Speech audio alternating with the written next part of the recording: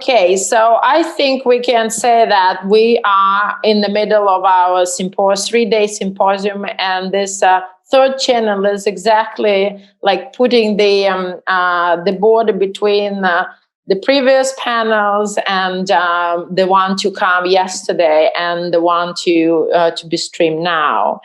And I'm very much looking forward to this panel because I think we're gonna touch upon very interesting and important material, but also like to outline the importance of actually stepping back to think about what happened and what we can what happened with ecological studies, what happened with historical narratives that being suppressed, and those events that left big political, economical, and physical traces within individuals, communities, and also whole regions, I would say. So the panel's called Step Back, Unveiling Suppressed Ecological History and Trauma. And it will be consisting of 3 presentations. And the one, we will start with Susan Schuppli. This is an artist and researcher and educator from the UK. And Susan is... her body of works examines material evidence from war and conflict conflict to environmental disasters and climate change. And the work she's gonna talk about, it's a complex and ongoing project called Learning from Ice, where she uses lots of data from different parts of the world, but also in particular she works with laboratory material from the let me see the exact from the center from the Canadian Center of Ice, and also and laboratory in the US, and she's teaching. She's a director of the Center for Architecture in Goldsmiths University. And Susan, the floor is yours. Great, thank you very much for the intro. And as I understand it, I have 20 minutes. Is that still the case? So I am actually going to share screen, and I'm going to do that right away. And I actually, to keep myself focused, I have a few notes, so I hope you don't mind.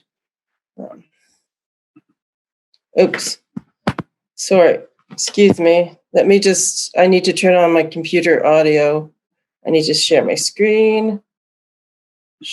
Share screen. There we go. Wonderful. Yes, as was mentioned, I've been working on a multi-year project called Learning from Ice.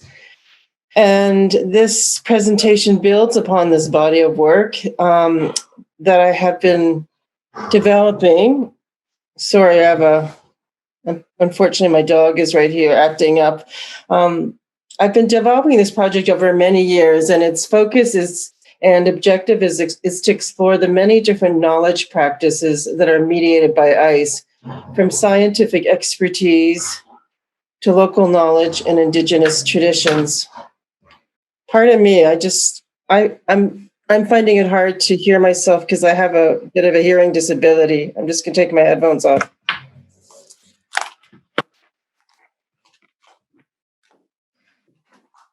Can you still hear me properly? Yeah, we can hear you well. Okay, that's good. As I said, it wasn't working so well for me.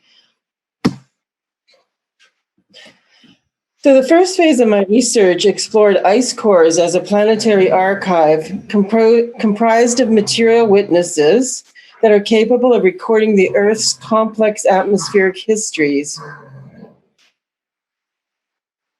Ice acts as a natural storage medium for recording climatic events, because of its unique ability to capture and store evidence of greenhouse gases over hundreds of thousands of years. Excuse me, I'm just going to stop my dog from making this racket. Uli, stop it.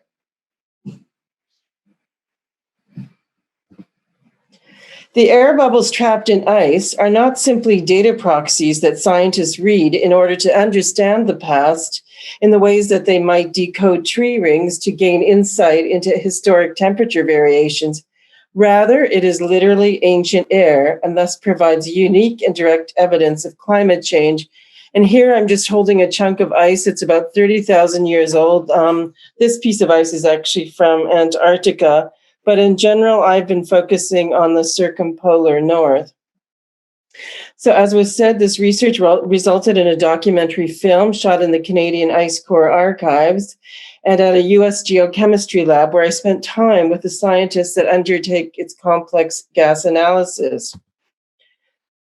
And here we have an ice core that has now been cut up because different portions of this ice core will be sent to the scientists around the world that can actually request for free chunks of ice because in the time period that they're interested in, which might be because they're studying volcanic ash from volcanic eruptions, or they might be studying radioactivity, for example, if they're interested in understanding the effectiveness of the nuclear test ban treaty, for example. So these pieces of ice are utilized to study all kinds of things, in particularly atmospheric pollutants, like lead, etc., but most importantly, greenhouse gases, so carbon dioxide and methane in particular.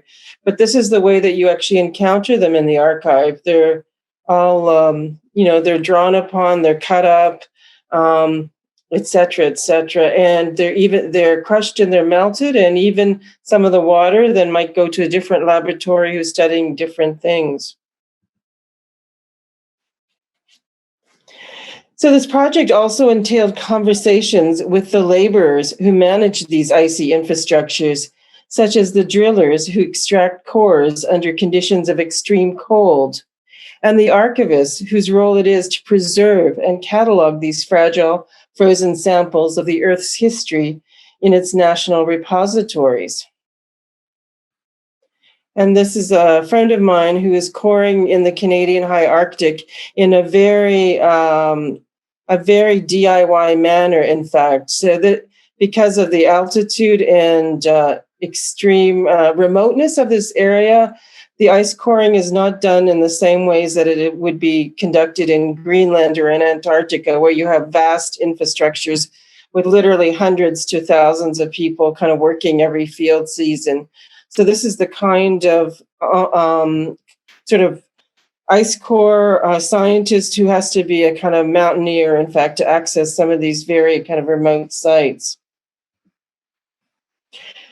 And these are the cores from Canada's highest peak, Mount Logan, that were sent to the Canadian Ice Core Archive that is now at the University of Alberta. And I'm going to take you into one of these Ice Core archives now.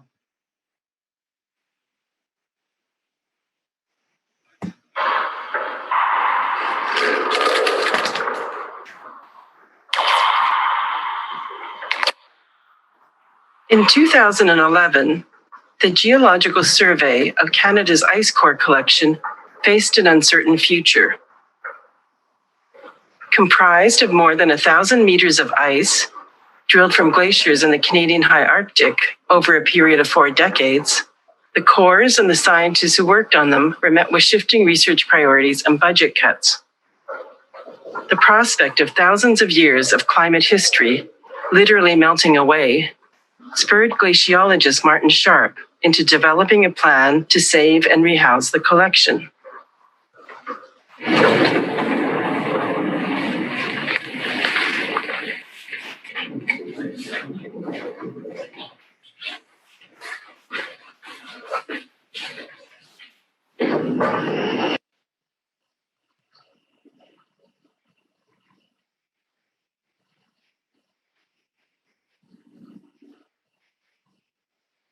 The Canadian Ice Core Archive, now at the University of Alberta, shelters this unique collection of historic ice.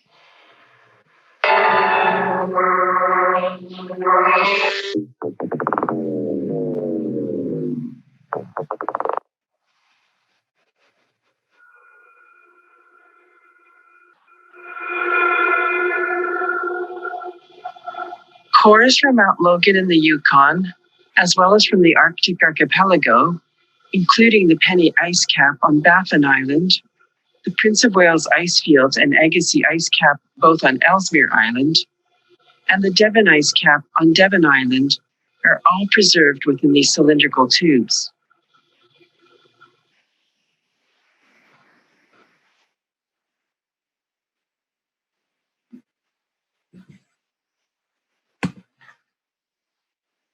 And just maybe a minute of where you'll get a sense of how the scientists work with these cores, or at least in the early stages. Yeah, yeah. It'll just be a lot of scraping. But these samples actually are quite beautiful. Yeah. Pretty. Yeah.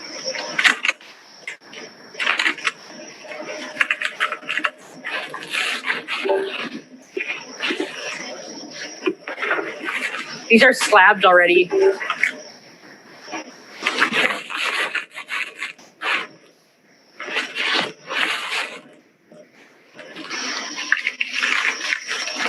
This was the wide diameter. Yeah. Drill.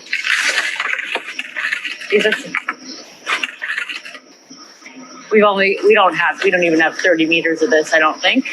I'll have to look at the inventory.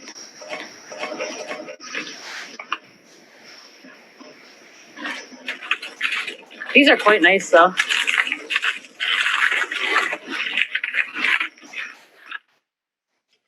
More recently, I've been filming in the Svalbard archipelago as part of an inquiry into sea ice and the geopolitics of the circumpolar north.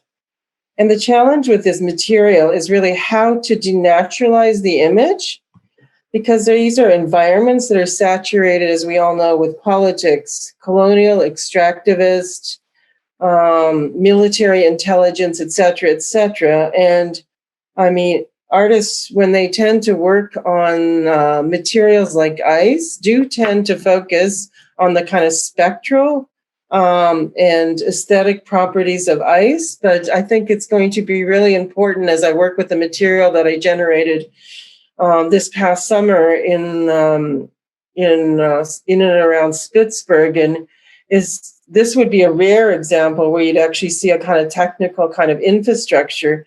Most of the time, you're really seeing this kind of image. But of course, we actually do know that both the UK nuclear fleet and the Russian nuclear subs do move under the Arctic ice, and there's obviously all of the electromagnetic spectrum that is also operating in these areas. And yet, the most visible proof that something is going on might be an ice shelf calving, but the transmissional space above and below these kinds of Arctic environments doesn't always organize itself according to kind of human modes of perception. So the project is really somehow faced with the challenge of bringing this kind of material back in, which, as I said, is actually quite rare. This I shot this at the Polar Research Station, and that's why you actually see an infrastructure. But most of the time, you don't actually see the kind of telecommunications infrastructure, for example. The project also consists of a field school in Nunavut being one of the two regions in the Canadian North, mostly populated by Dene and Inuit, so Indigenous peoples, First Nations people. And this is going to take place next year, and we're working with a group of students at Nunavut Arctic College to produce an acoustic mapping project. And so as a teacher, of course, I'm always interested in working with students, but also when it comes to climate science, in particularly, I can speak for the Canadian context. Climate scientists, they tend to speak with hunters and they speak with elders of Indigenous communities, but they rarely, if ever, engage with youth or young people. So that's seen as a really kind of like very significant problem in the ways in which science is sort of interfacing or interacting with northern communities. Another part of the project, this is through the Kochi Biennale, or at least that's the way it started, and it's since sort of moving forwards in many different ways. But I'm also working on a chapter in this project around Himalayan ice. So next summer in June, I will be at Dryagina Glacier with an Indian glaciologist, and then the following year in Nepal. And so this is where we're going to be conducting field work, community workshops, and also 2 public hearings. So this part of the project is really looking at the ways in which science also interacts with mountain communities. So, and my work there is going to be much more community-based. So working with communities in very DIY kinds of situations. So although much scholarly and artistic work has been done on the major river systems, monsoons, and annual flooding in the Indian subcontinent, the frozen states of these hydrological cycles definitely has not been given sufficient attention, which within what is called the sort of watery turn of the blue humanities. And cold in these kinds of discourses, cold in the context of the blue humanities is generally viewed as the material condition for life worlds in the north, but is not seen as the crucial thermostatic condition governing the climate dynamics of subtropical regions. Excuse me. I don't know where that, I apologize for that. I don't even know where my phone is.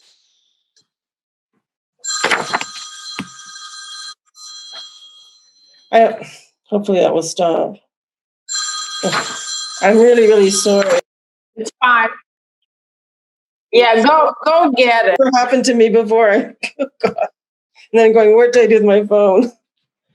I just wanted to, yes, I really apologize. I like to have a nice, smooth presentation. I got my dog, my telephone. No, it goes well. Don't worry. It's all human. We like it in this kind of this virtual reality. We can like really, really be a little bit more human, right? Great. Well, I appreciate that. I just wanted to quickly show you, I thought 2 books that were very important for me. They're both by Canadian anthropologists. They both come out of their field work. So a book that Do Glaciers Listen, which is actually quite an old book, and where Julie Cruikshank, an anthropologist, was working in the Yukon and working in particular with First Nations women. They've all passed away now because they were already elderly at the time, and really trying to actually account for the ways in which glaciers and glacial knowledge was really a kind of really approached as this kind of animate kind of landscape, animated, and a landscape that was in some way animistic. And then this other anthropologist who's been working, who's working now, in fact, in the area of Ladakh, which is also where the Dryagina Glacier is that I'm going to be visiting. And her book is called Caring for Glaciers. So it's looking at ways in which local communities are engaged in practices of care around glacial guardianship, and they see themselves as guardians of the glacier. So I think for me, these two books are very inspiring because of the ways in which they kind of reposition knowledge practices in relationship to very situated on the ground kinds of practices that are not coming out of the same sort of epistemic kind of frameworks that, say, earth science would be. The scientists who are indebted to paleoclimatology or chemistry or earth science are approaching. And so we have very different kinds of practices that, for me, are also going to signal the kinds of approaches that I'd like to take when I'm working there as well. So to open up a different chapter in my work, even though the role of science has been really critical. And I think I want to actually, for the sake of time and all the interruptions, I wanted to mention very quickly. So my book project, Material Witness, came out very recently, and it's a book largely organized around law. And so it looks at the ways in which materials become evidence in various forums, as I said, mostly legal forums. So they look at the ways in which materials capture evidence of events and the ways in which certain materials then make their way through international forums like tribunals, etc. So the material witness is both about materials that record evidence of events, but also the event of evidence. And why I'm mentioning this, it's really important because in the book, I start to look at different regimes of witnessing and who and what gets to count as a witness, who is deemed worthy of paying attention to and who is like dismissed. And, that, of course, I have to say, sadly, also for a long, long time has included Indigenous voices and experiences and observations. So the scientific community has not looked until very recently. They have not engaged very actively with Indigenous knowledge practices and folk traditions, et cetera, et cetera. So the end of that book kind of takes me to where I am now. And where I start to look at certain forms of environmental evidence.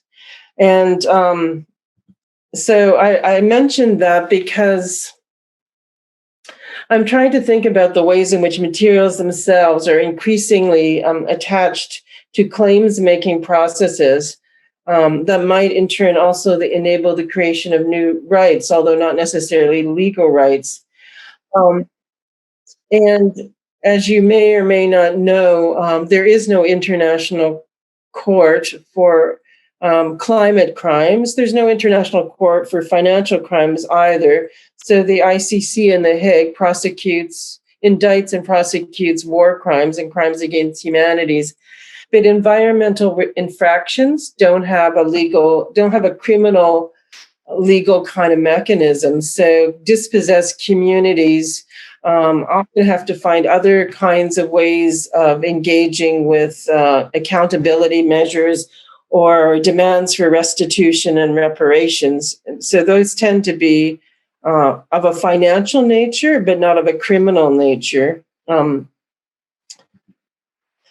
another something else I'd like to bring up, which has also been inspiring to me, was this landmark petition and an Inuit activist, Shilawat Kluche, submitted to the Inter-American Commission for Human Rights in 2005.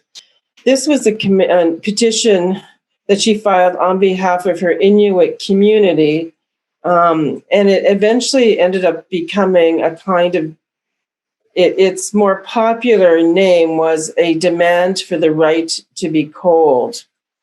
And it was an argument based on the fact that that global warming is radically changing the life worlds of Indigenous communities in the North, and that their very survival is intrinsically at stake with the changing kind of glacial landscapes, the kinds of changes that are taking place to the environments in which they live. And this very provocative demand around the right to be cold is something I would like to revisit in my work. In Sheila Cloutier's case, she was really focusing on her own community of an Inuit community, and I would like to revisit this demand and in relationship to humans, but also kind of more than humans. And I'm holding an ice law forum at the University of Toronto next year, where we're going to bring different stakeholders together to rethink this demand around the right to be cold.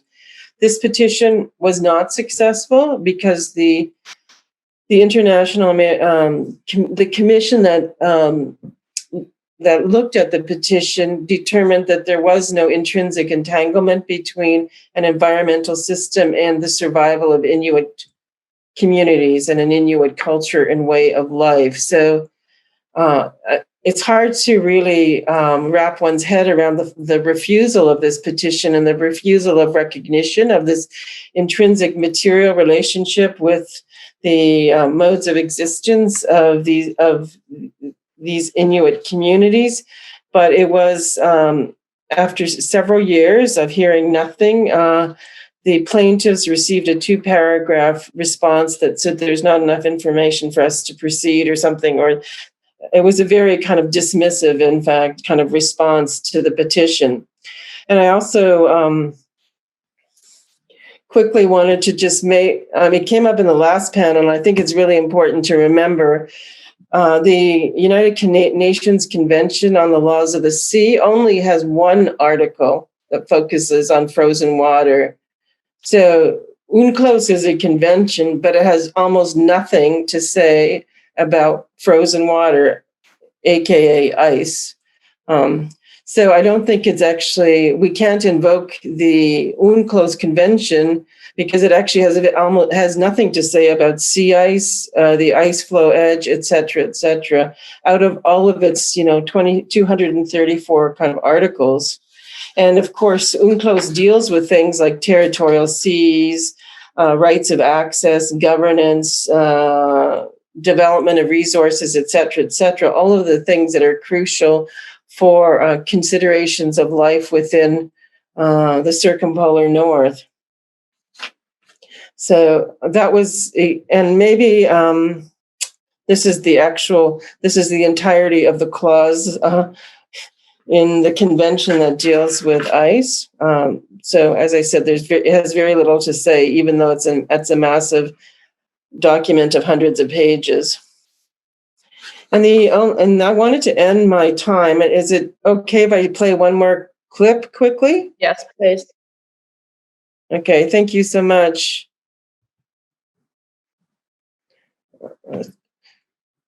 So I have these slides in between.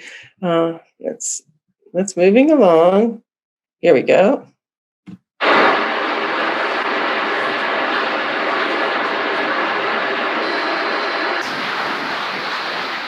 Climate-controlled environments are energy intensive. From the conditioning of air, the refrigeration that feeds cold supply chains, to the thermostatic extremes that safeguard precious samples of ice.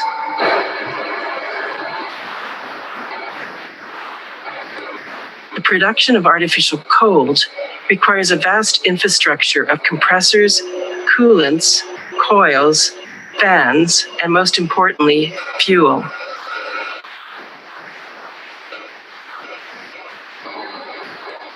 The processing of data and storage of information, too, requires intensive cooling systems.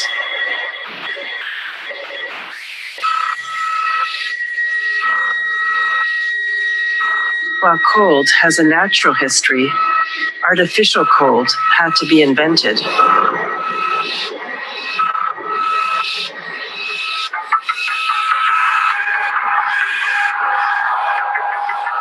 Although the survival of ice cores is also reliant upon cold, sustaining our icy infrastructures globally has come at the considerable cost of warming our planet.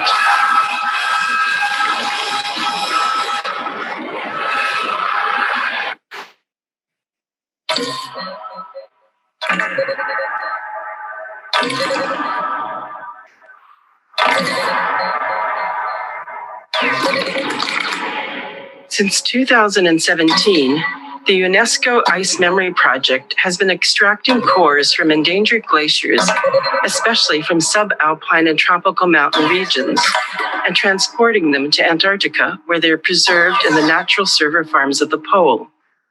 A vast data set of vanishing information now stored in the material memories of ice.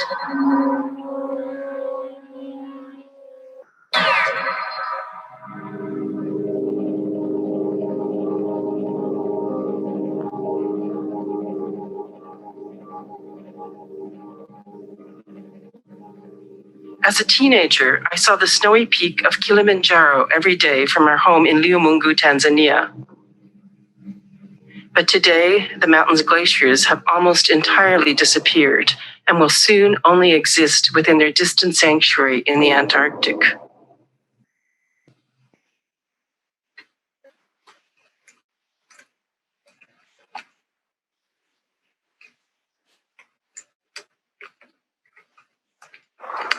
In 2009, Martin Sharp submitted evidence of global warming to the Intergovernmental Panel on Climate Change. Not in the form of graphs or images, but a field recording of the Belcher Glacier on Devon Island in Nunavut, an acoustic lament to the accelerated melting of Arctic ice.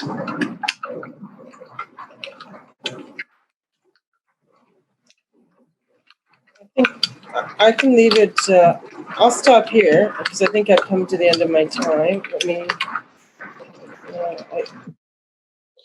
Thank you, Susan. Can you hear me?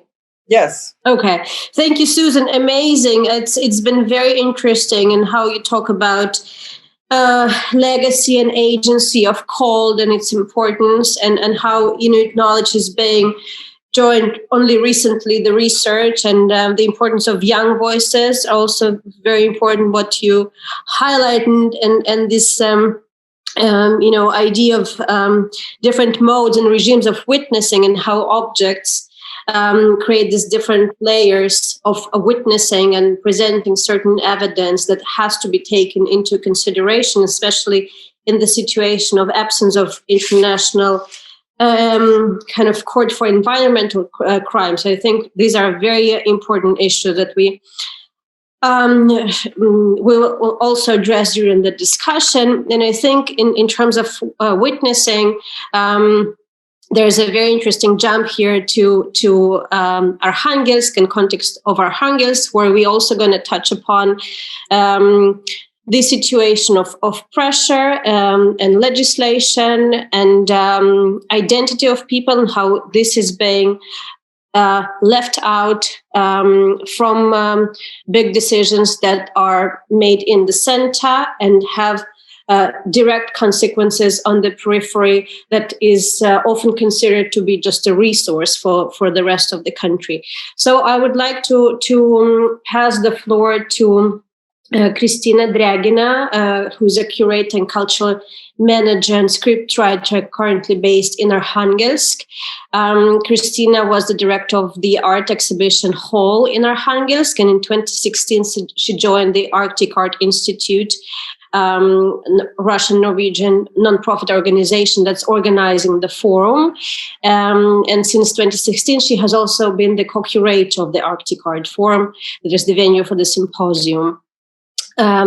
She has participated numerously in writing research on artistic self-organizations in the north of Russia. She is very much involved into project laboratories of border movement for young actors, and she has collaborated a lot with various theater groups and performers. And her presentation is called Organization of Construction, Tools to Discover the Invisible. Presentation of Kristina is going to be held in Russian, but we stay on the same language channel because we're going to have a translation. Kristina, please.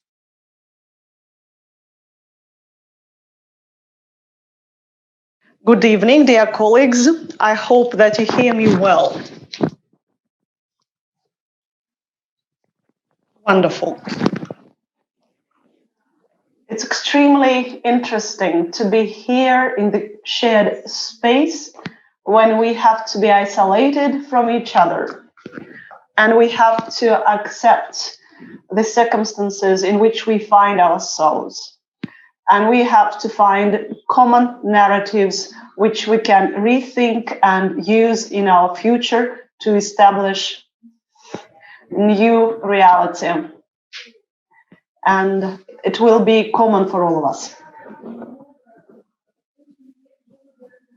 It's interesting to listen to you, how you think about the Arctic, how you review the North space and approach it from different angles. In the fields of ecology, politics, art, science and art. The sphere which is developing in Russia. I hope that in the future Russia will have many interesting research lines which will allow us to understand our space better. My presentation will focus on another way of understanding this space, the northern space, with the help of sensory experience that people experience every day here living in the north of Russia. I'll share my screen for you to see my presentation, and I will tell you about the events which happened in the Arkhangelsk region. They have happened over the last 2 years. I will mention the events, processes, and projects to think about these events.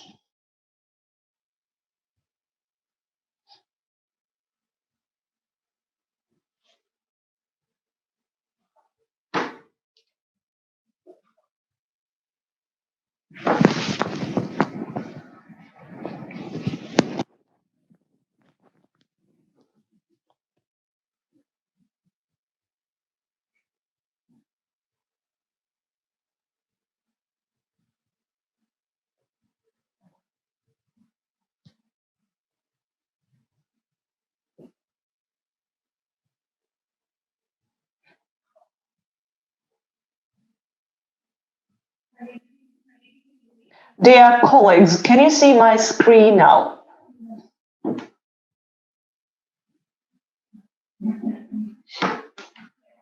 Wonderful.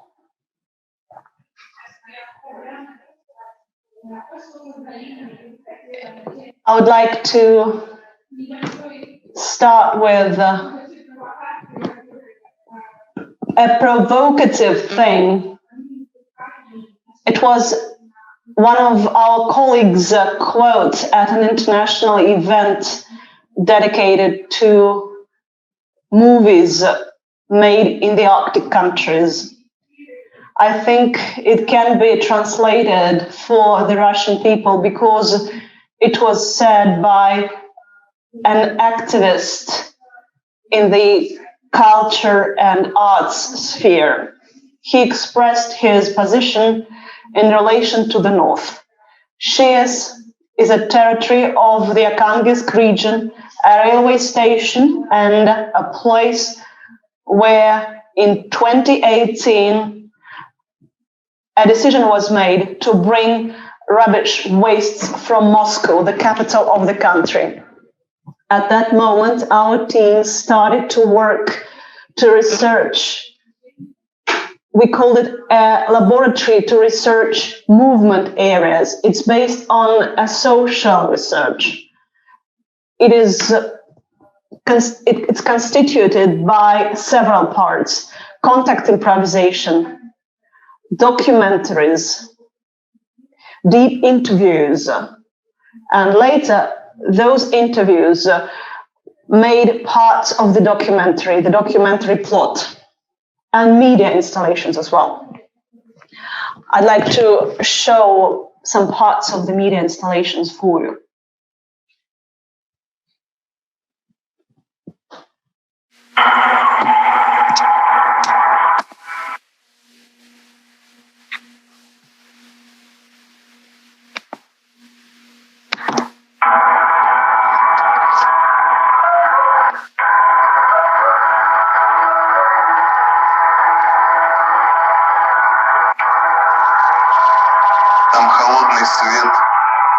Дует ветер, бьют серые волны о камни.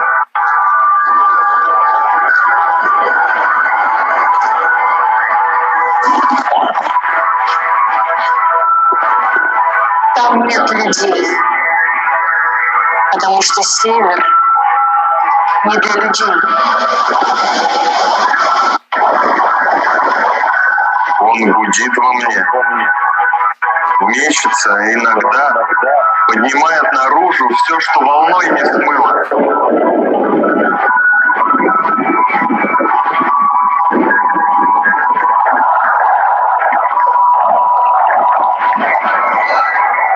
Есть в этом страх, но есть и утешение.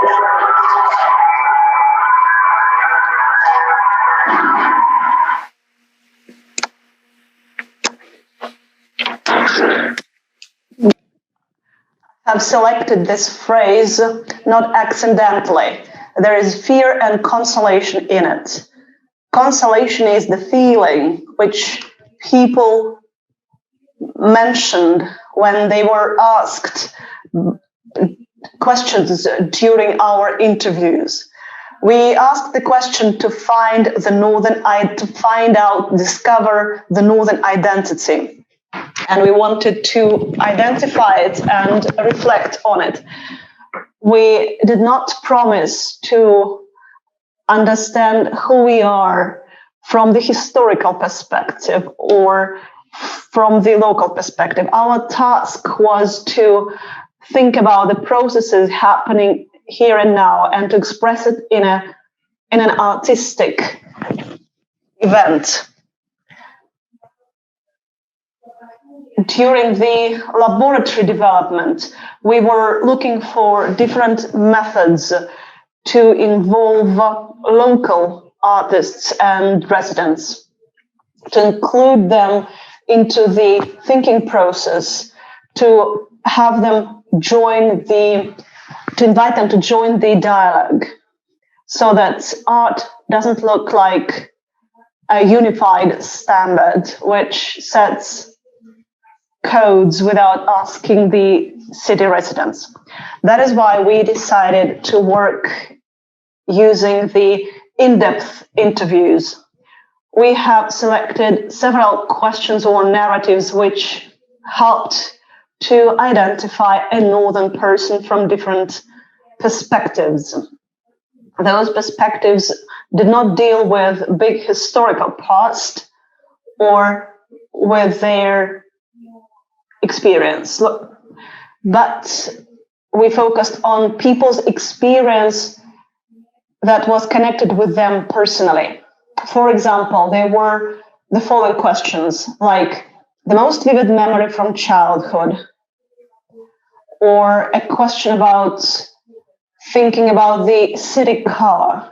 We wanted to find out what color the city was associated for them, and what color it implied when they were born and when they were adults. We also wanted to grasp in what space the city exists for them in terms of human relations. We wanted to grasp what place of power they have, the residents of the city have. In fact, the answers of the local residents surprised us. In spite of the fact that our focus group was 100 people, it was quite enough for the general residents percentage. It was interesting to see that people, in spite of differences in profession, age, residence, and other cliches, mentioned the same things. The most curious thing was that people from different age groups mentioned alike things. For example, my favorite narrative was linked to the description of the North. When a person was asked, our interviewee was asked what the North meant for him or her, if we could describe the North as a place, what kind of place would it be? And it was curious that people from different age groups mentioned the same thing, the same space and the same time. They described a big wooden house, a big long house during the winter time, in winter. Somehow the evening time was chosen by our respondents. Probably it can be explained by lack of sunshine in the North. And we could feel these processes more, that time of the day was felt better in comparison with other times of the day. Probably because winter lasts about 9 months of the year. As a result, the result of our project was a plastic media verbatim, which we performed in the local drama theatre. And we performed it at the Arctic Art Forum in 2018. Later, we performed it in other venues. We made a website of the show, of the performance for the museum, for Darwin Biology Museum in Moscow. But my report is focused not on this issue, but on global processes which we discovered in our interview. The people felt something during our interviews. I consider it my responsibility to present them and to care for them, especially in the state which we undergo today, now, here and now. I would like to present these impressions. A northern person, as local residents believe, has a complex fate in history with strength and strong character. A person who experiences the state when resources are taken away from him. A person experiences changes happening around, affecting his or her life quality. I started my reports in 2018 when in Arkhangelsk, in the Arkhangelsk region, a decision was made to open a waste landfill where waste from the capital was to be transported. The regional authorities expected 600,000 tons of waste to be transported to that prospected place, but the environmental activists managed to find documents proving the much bigger amount of waste to be transported from the capital to that site in the Arkhangelsk province. And it infuriated people living in the north because they were treated like donors, providing ground for the capital making of people in the capital. On the territory chosen to be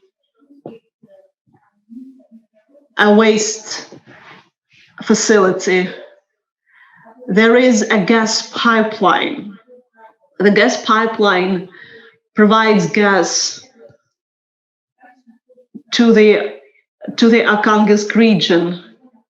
Not far from the gas pipeline, there are oil sources which are developed in our region. We are used to the situation.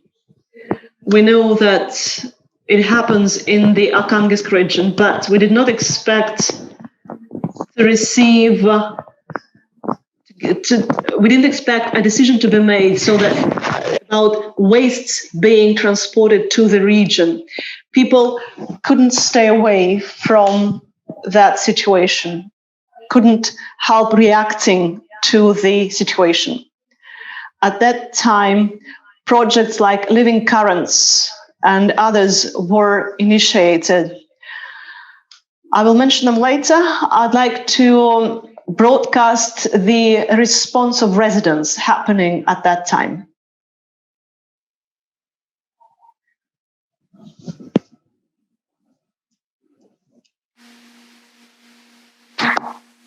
Апреля 2019 года, несмотря на запрет властей, на главной площади Архангельска собралось по разным данным от 3 до 10 тысяч человек. Участники акции объявили бессрочный протест. Когда 7 апреля люди вышли в Архангельске на несанкционированный митинг, я понял, что будущее у страны есть. Когда замороженный Архангельск, который я перестал даже уважать людей, архангелогородцев, я перестал, потому что они молчали, всегда молчали. И тут они вышли. Мы тебе не шелупонь, сказали они. Знаете, я стал уважать архангелогородцев. И я понял, что мы вот здесь на русском севере, возможно, повернем вектор развития России в целом. Вот что для меня ШИС.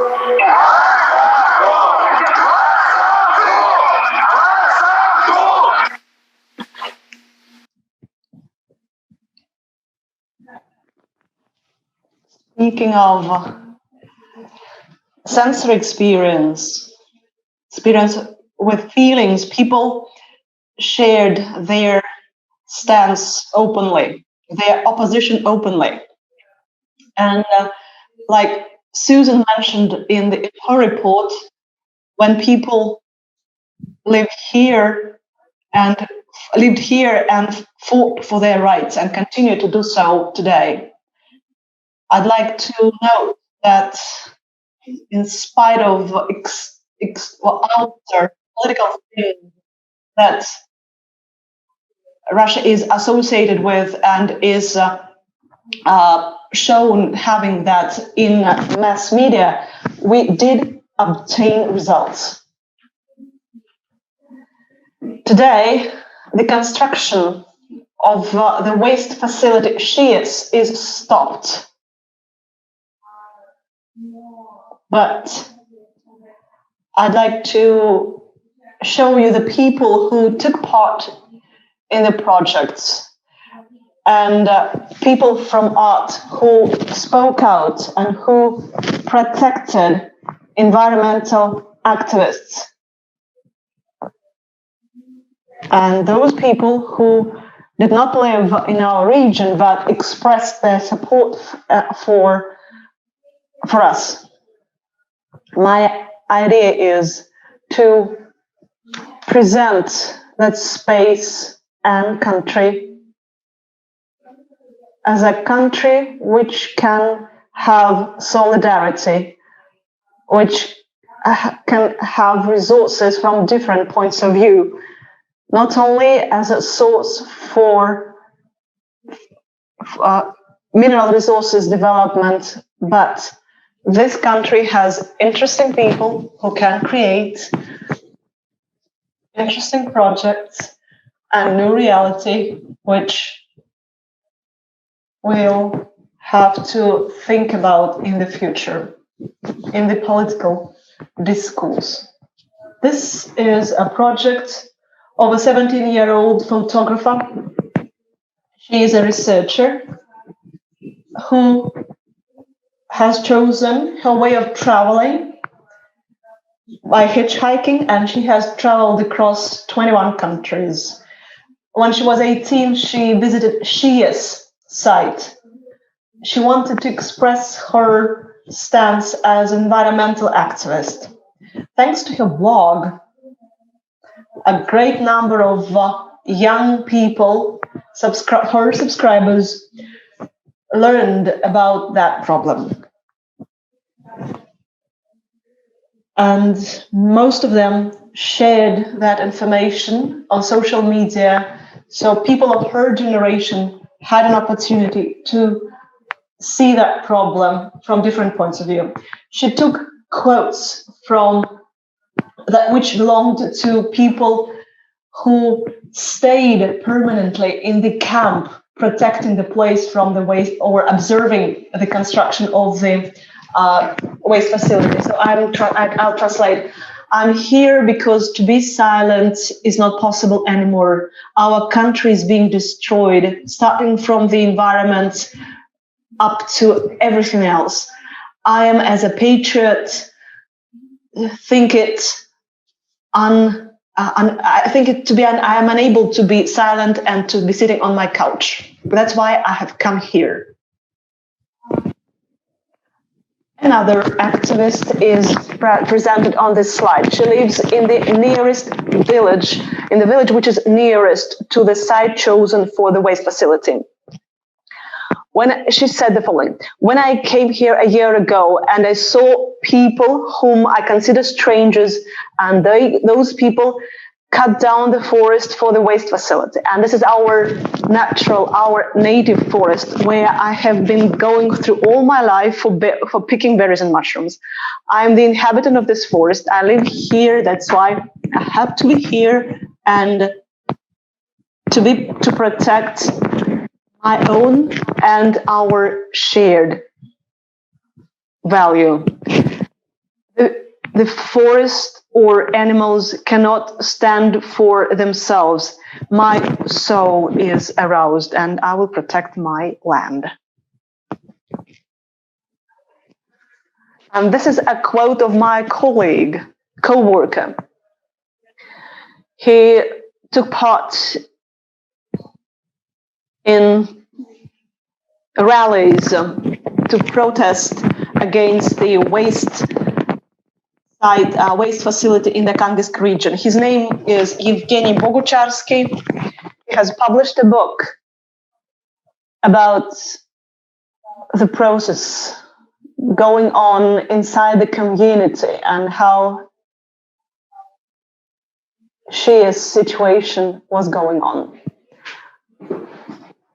He wrote the book but has not published yet, so Kristina hopes that it will be published soon. He mentioned his position in the following way. I'm here because I came across lies in August 2018.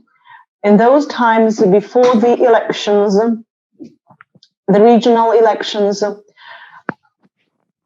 they came here and promised that there would be no waste facility. But as soon as the elections were over, that promise was violated. That's why I think it's my duty to contribute to protecting the place. In this way, he, as a journalist, expressed both his professional view and his civil duty view. And I think I should mention these views because the territory of Shias is viewed, and their opinions are viewed as the invisible people views. So the more often we speak about them, the more relevant and heard we become.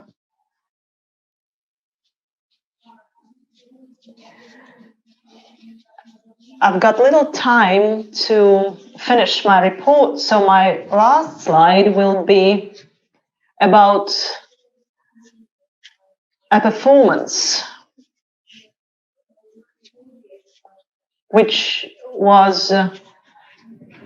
took place on the waste sites, on the prospected waste site facility. And that was a performance of a popular singer in our country. She is a participant of an international contest called Voice. She took that problem to her heart, and her song's lyrics can be said to be the best expression for the state in which people find themselves. It shows that people do care about processes globally and locally.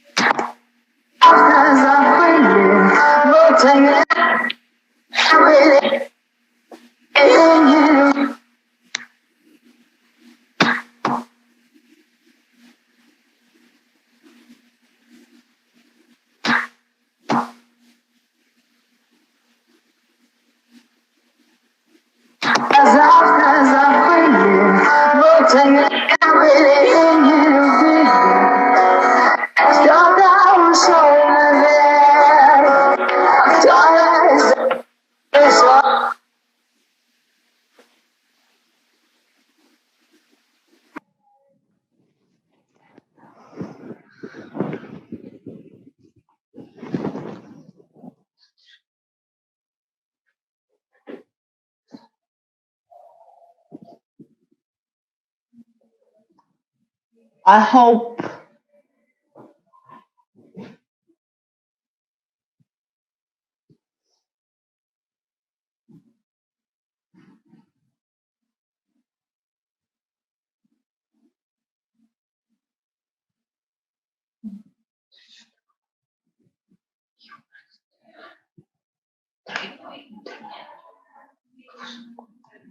unfortunately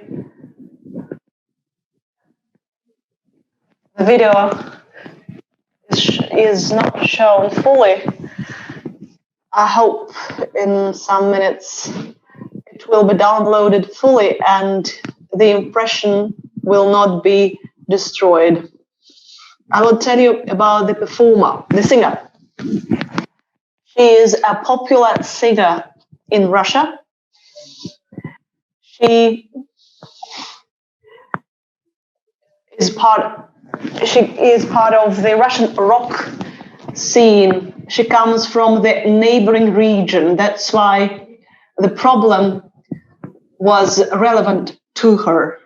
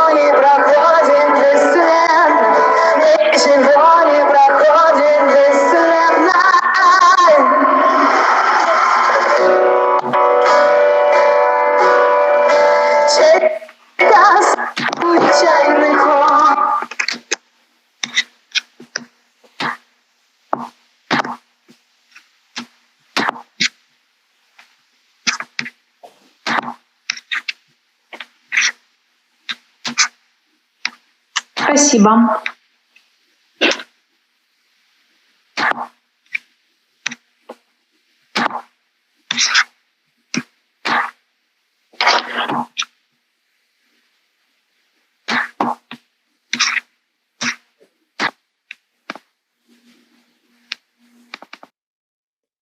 Kristina, thank you very much for your presentation.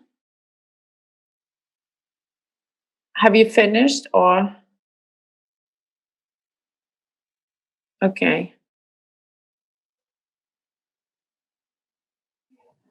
I hope that you have managed to see and hear much from my presentation, especially the last video, which finishes with the words, nothing goes away without traces. Yeah. Thank you very much for sharing with us. Of course, like those that read Russian media were following for the last 2 years the case with Shias, and we've been very much in solidarity already, although distantly, with all the people that were in protesting over there. And I'm really happy that they stopped the project, and let's hope that it will remain like this. And we're moving towards our third speaker. Masha, you wanted to present Katya, or you want me to present her? Okay, I can do it. Yeah. So Ekaterina Sharova is a long-term friend and colleague, and we're very happy that we finally found a possibility to collaborate, and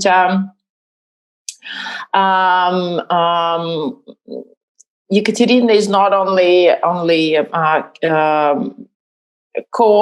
co-founder and of the Arctic Art Institute, but she's also Russian-Norwegian curator, producer, and educator. Having an interdisciplinary background in pedagogy, literature, linguistic philosophy, history of art, performance studies, she's interested in redesigning the invisible social threads, bringing back the forgotten histories and the meeting points between various seemingly disconnected approaches. And I think for the last 4 years, the Arctic Art Forum and the team of Arctic Art Institute being breeding this and putting together different fragments by creating the ecosystem. That's the name for the forum this year, Ecosystem of Invisible.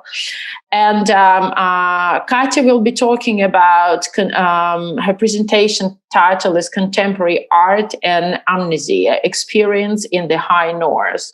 And through her presentation, she will share the experience and of working as a curator on in the North, and also like in the North, not like high Russian North, but also in northern Norway, and will show cases of how art can participate in actually bringing the history and current political reality into display and into public domain.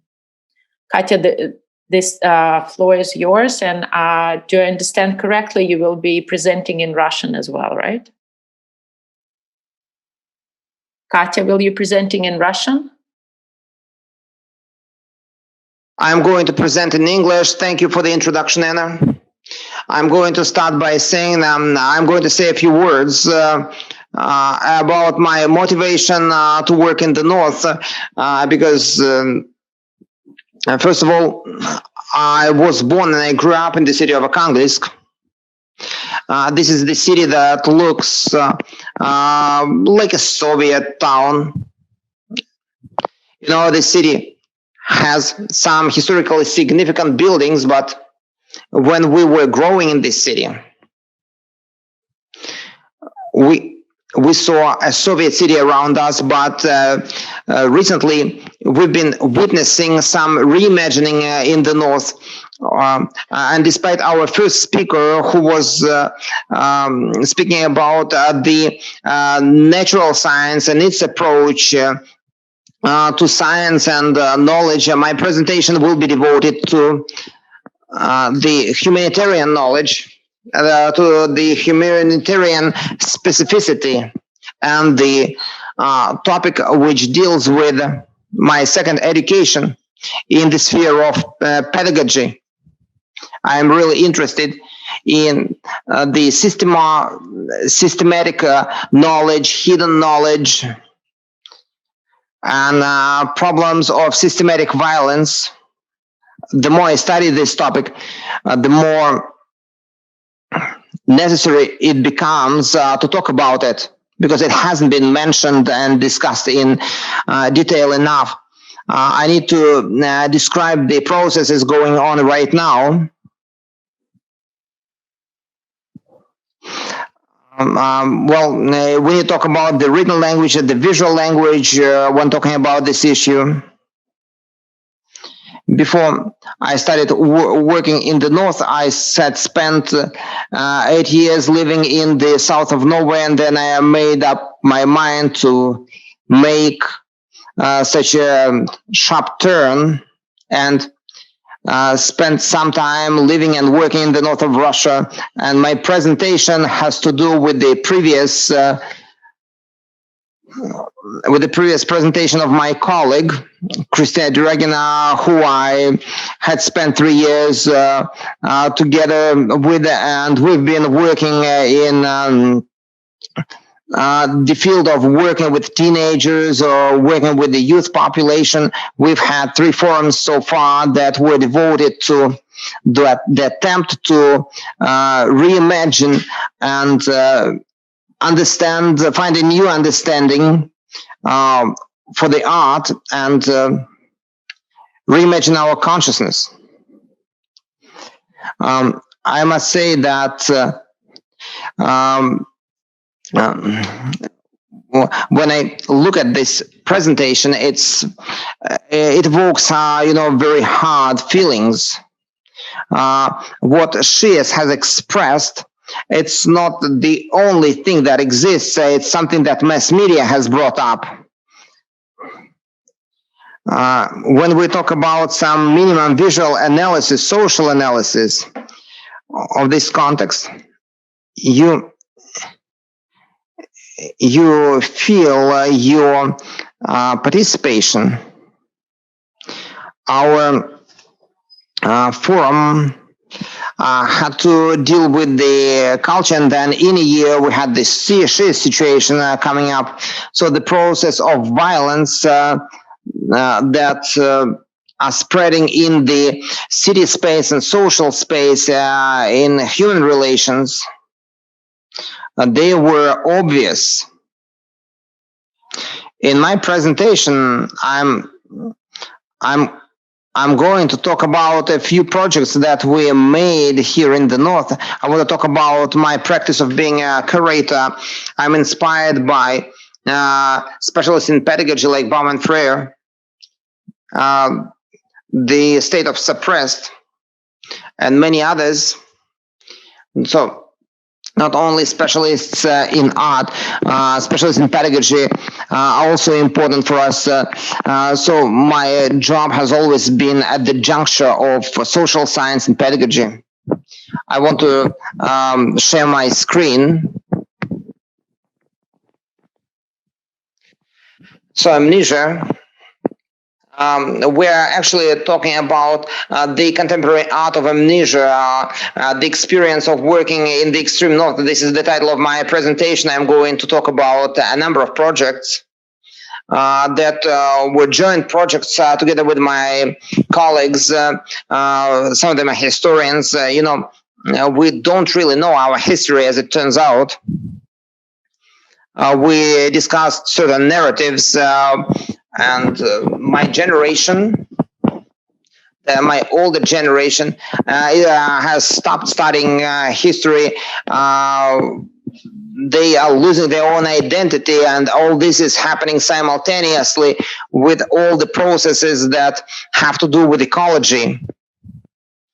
The issue like shears, for example. If we talk about the Arctic, one of the commentators talked about void and emptiness, and I found it really interesting because the first thing you start thinking of, the first association that it evokes, I'm talking about people who live in the north, is the emptiness. Many people think that it's a vast area with nothing in it. There are just forests, white bears, and empty spaces. But that is absolutely untrue.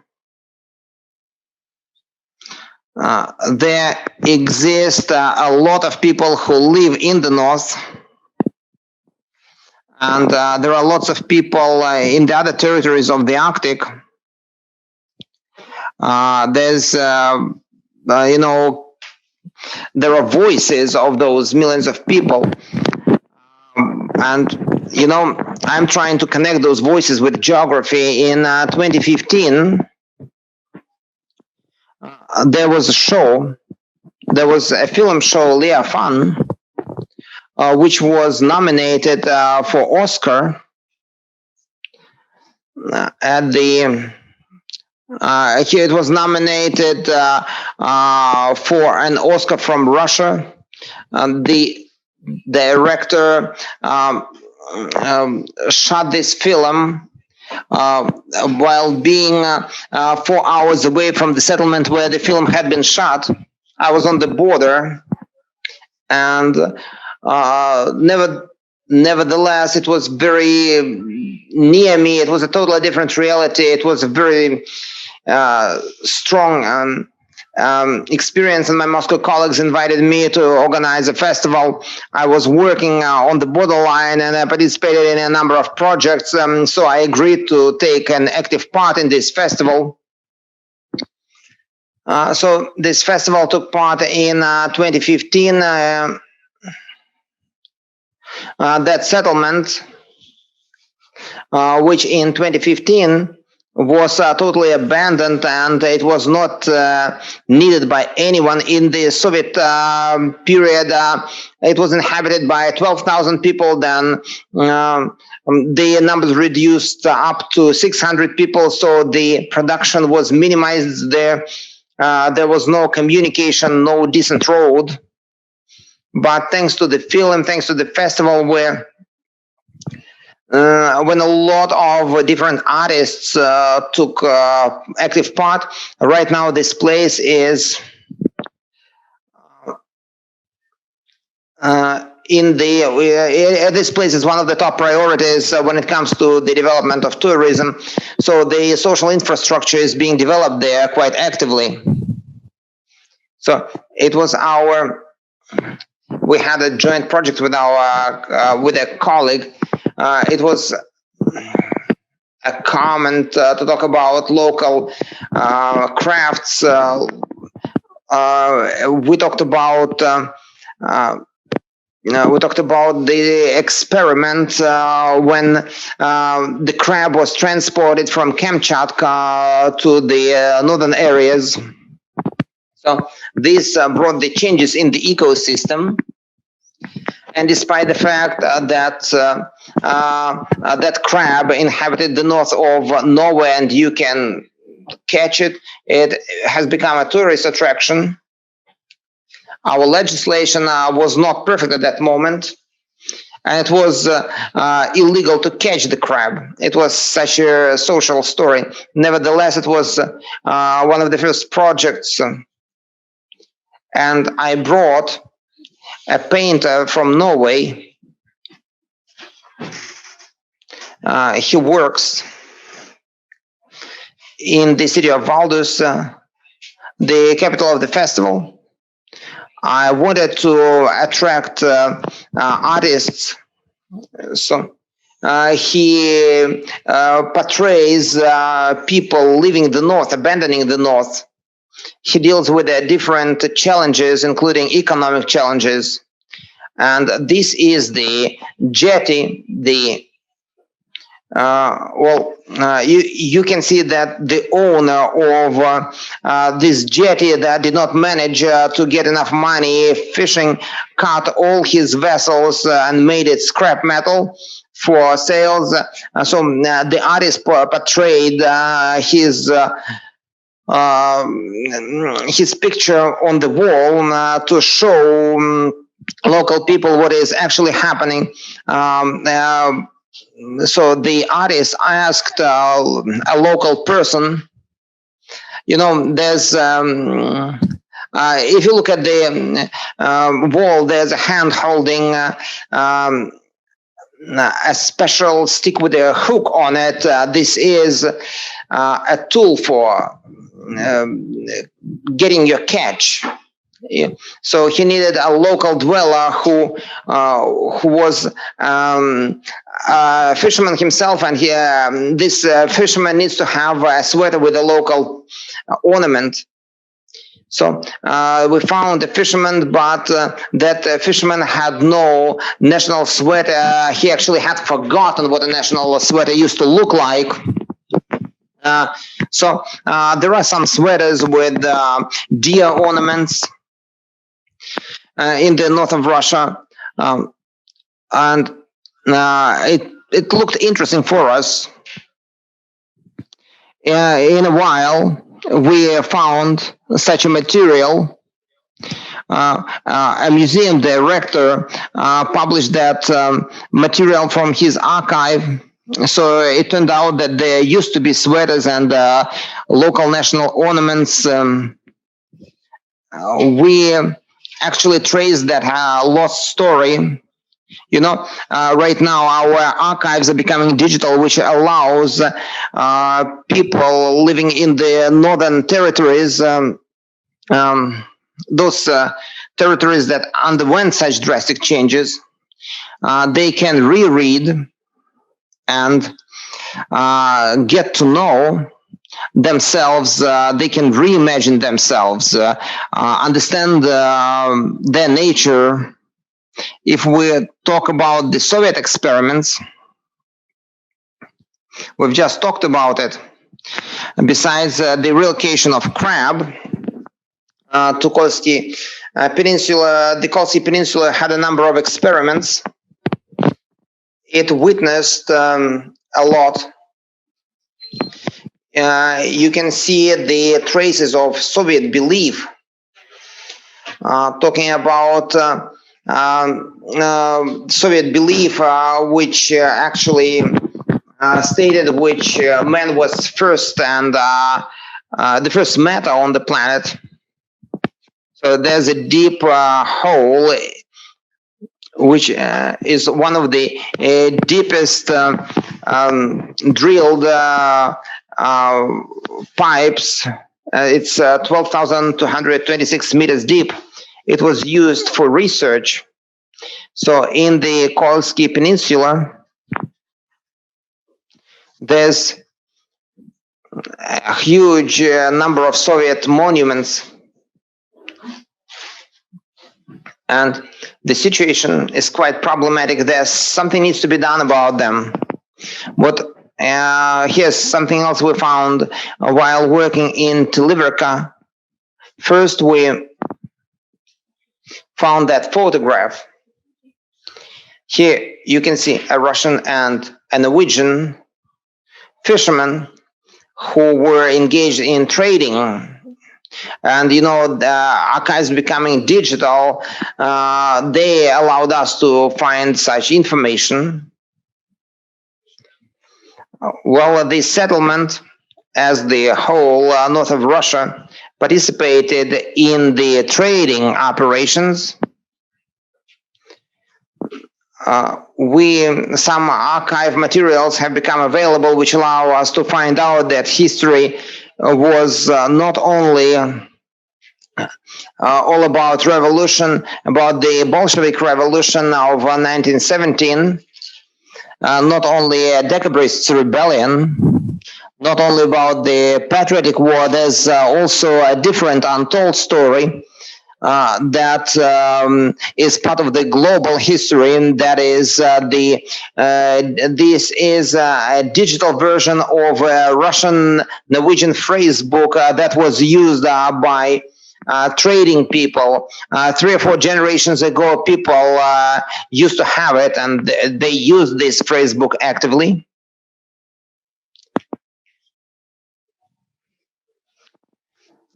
To produce the first form of art, we used the photography from the Museum of Kunstkamera that is located in St. Petersburg, where the photos of Nikolai Shabonin are preserved.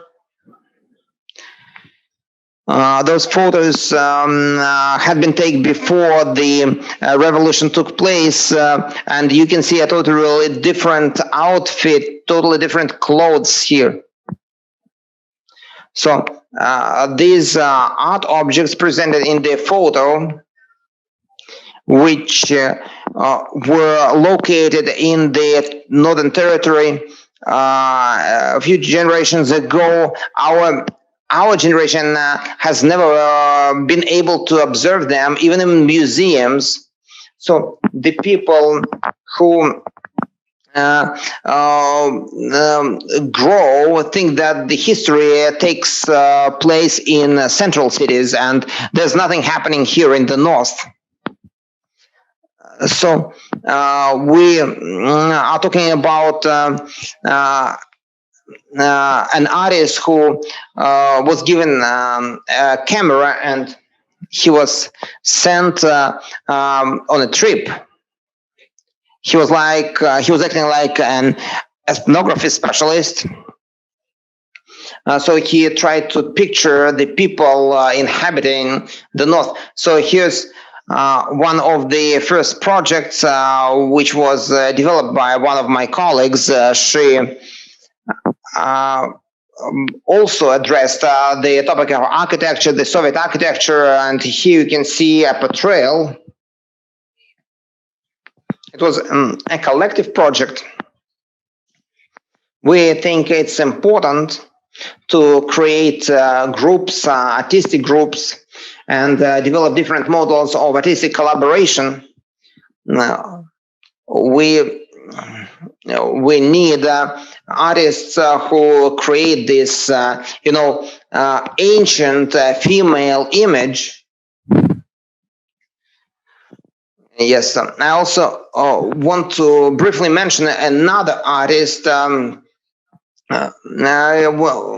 we were working with making archives of Soviet painters digital. So this is the archive of an artist who used to work in the city of Severodvinsk. He actually made his first drawings and they turned out to be quite interesting. His name and his style became really interesting. So we can talk about his image discussed in the media right now. And I think his highlight in the media is quite unilateral. I believe that in the Northern Navy, we have some interesting people to portray. This is the painter of Arkhipov who was born in a village. He drew a lot of sketches which illustrate the 20th century and reflect the processes which are going on when people from people move to urban areas from their villages. This is a picture that comments really well on the desire to have the power and control the world. And this painter has created a great number of works that have become contemporary as Soviet artists portrayed what was happening around them. And we thought it would be necessary to make this story more detailed. It goes without saying that all this has to do with the contemporary challenges. So the forum also showed the photos from local museum. These photos can be called social criticism. So this is the documentation of how historical architecture in the city was treated. We're talking about not only about the city architecture, we're talking about really priceless sites and of architectural value. So we're talking about a chapel, a wooden church in Kandagoga, let alone Shias and other issues. So this loss of historical memory is a huge trouble. So what do we mean when we talk about patriotism and being a patriot? This is an interesting topic. I want to discuss that. Another project that we worked on is devoted to the territory of the north, the territory which is in the extreme north. This is a small village which still preserves the ancient folklore. It's the village of Chakala in the Pinishsky district. It cooperates with Marian Dom, which is located in the place where Maria Krivopalenina was buried. So we're rediscovering the history because this place had been left abandoned and forgotten for many, many years. So books are written about her, but nobody used to know where she was buried. and thanks to the designer Anna Zorka, the residence was created. And the artists who used to work with embroidery created some works that were devoted to the reinvention of the rediscovery of that story.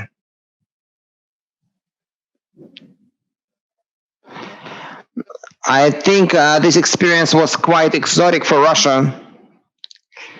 When we unveiled that art of that exhibition, we invented representatives of the national folklore groups, and I hope that such developments will happen in other regions. So we had a choir that performed old songs that used to be sung by Maria Krivopolenova. She was invited to Moscow, and she was quite a successful person over there in Moscow. So we are talking about working with the national memory.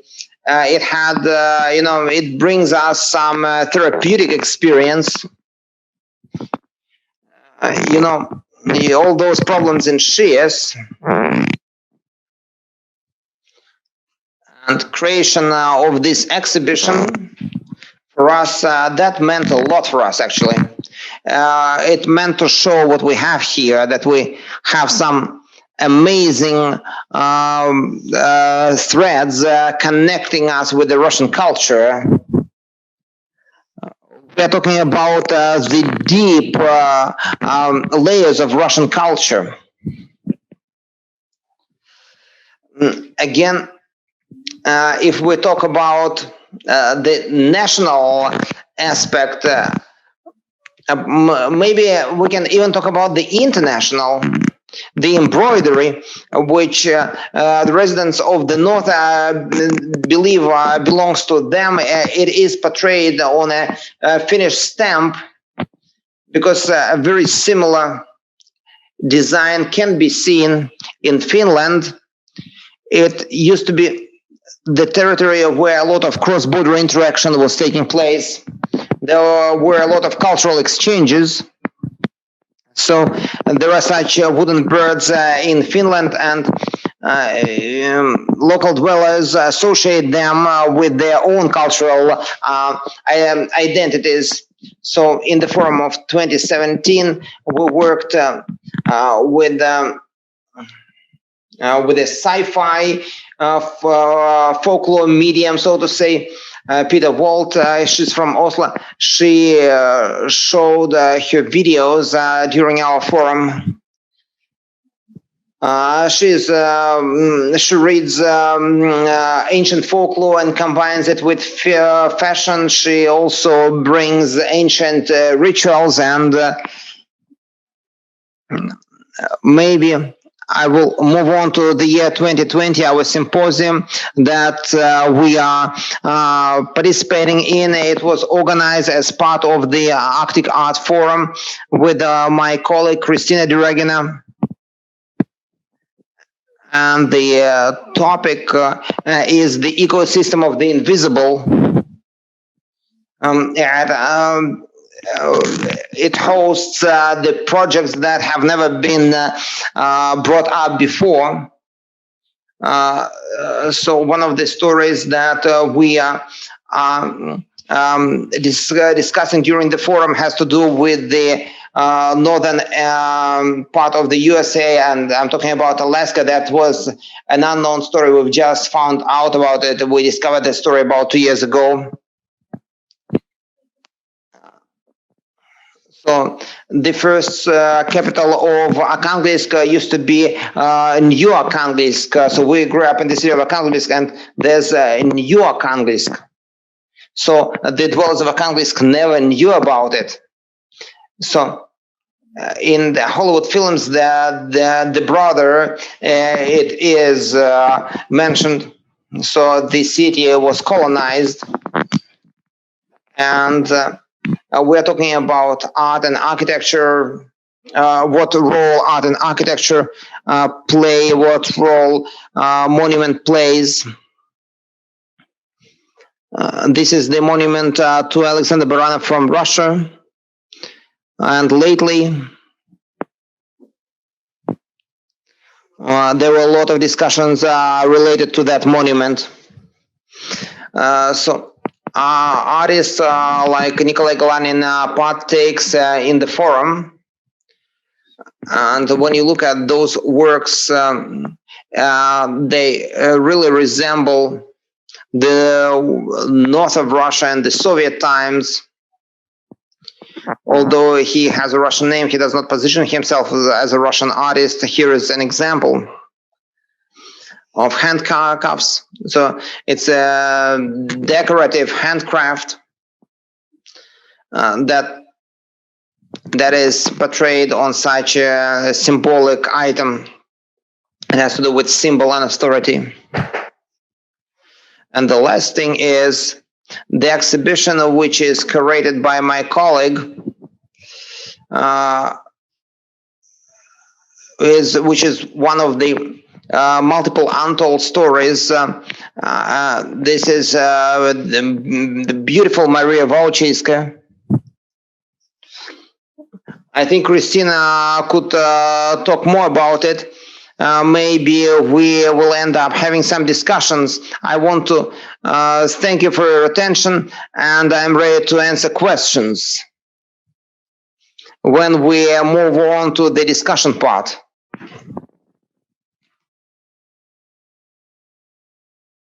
Катя, спасибо большое. Спасибо большое.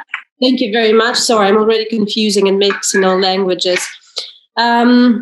I think it's a very interesting strategy of, fighting amnesia and creating mechanisms for enhancing voices and also shifting this kind of focus from dominant historical narrative to peripheral historical narratives that bring a lot of knowledge and also help, I think, decolonize our own understanding of history of our own country. And I think with the forum, you guys are doing a great job in bringing all this knowledge together, unpacking the archives and making visible this layer of information, of history and of knowledge that sometimes is covered either just due neglect or intentionally.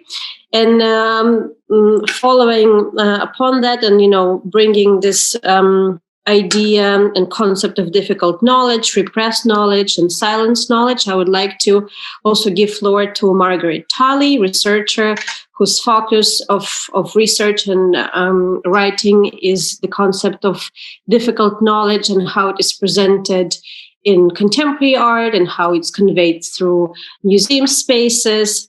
And I think it would be very interesting to hear Margaret address the issues that have been brought up by Susan, Kristina, and Katya during this panel, and how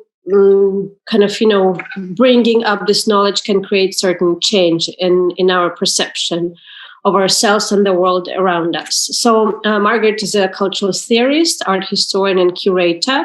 She is a postdoctoral researcher at the Estonian Academy of Arts, Institute of Art History and Visual Culture. And she has previously completed her doctoral studies at the Amsterdam School of Cultural Analysis in University of Amsterdam and taught courses in cultural theory and art history at Maastricht University, University of Groningen, and Zandsberg Institute. And she's the author of two great books. One of them is Absence and Difficult Knowledge in Contemporary Art Museums. And she's a co-editor of the publication Archives and Disobedience, Changing Tactics of Visual Culture in Eastern Europe. And together with Eva Astachovsky, she recently has started the project Communicating Difficult Past, that addresses various strategies of approaching a difficult knowledge and mechanisms of making it visible through different channels of perception. So Margaret, please join our discussion. Thank you, Masha. And many thanks also for inviting me to be part of this conversation. I'm really grateful and very happy to find out about so many practices that I would otherwise never have the chance to. So thanks a lot for all these excellent presentations, and to prepare for this role as a discussant, I did a little tour using Google Maps in Arkhangelsk. And I can recommend it because, I mean, it's an interesting experiment to realize what digital technologies allow. But obviously, I didn't come to any of these sites that you were introducing, Kristina or Ekaterina, in your work. So it's also really kind of telling, about their shortcomings. I prepared for something else, but if it's okay and if you allow me, I would actually ask a question from all of you. And please feel free to address, aspects of it that you're comfortable with, and then just take away other things that are less relevant. But with Susan's presentation specifically, it was very interesting to think about this relationship of science and the indigenous practices, indigenous knowledge, because often we're used to think about science as having this problematic past, starting from Enlightenment, and causing a lot of harm to both the environment, but also the indigenous practices of knowledge and of ways of living that have gradually, been endangered. So I thought that in your work, what you're doing is quite interesting in the sense of bringing these two together in ways. So I was wondering if you could address this a little bit further from your position, and talk about how do you see your works somehow in between and in relation to these practices. Or if you feel like bringing other examples also. I'm just I've been really triggered by your presentation to think about, in this current era where a lot is at stake, how there's an actual necessity to join forces and think together. And also in the light of these concepts we've been talking about earlier, communities of change, communities of care, community has definitely acquired a whole new dimension in the current context for our climate. And then for Ekaterina and Kristina, I really, really appreciated this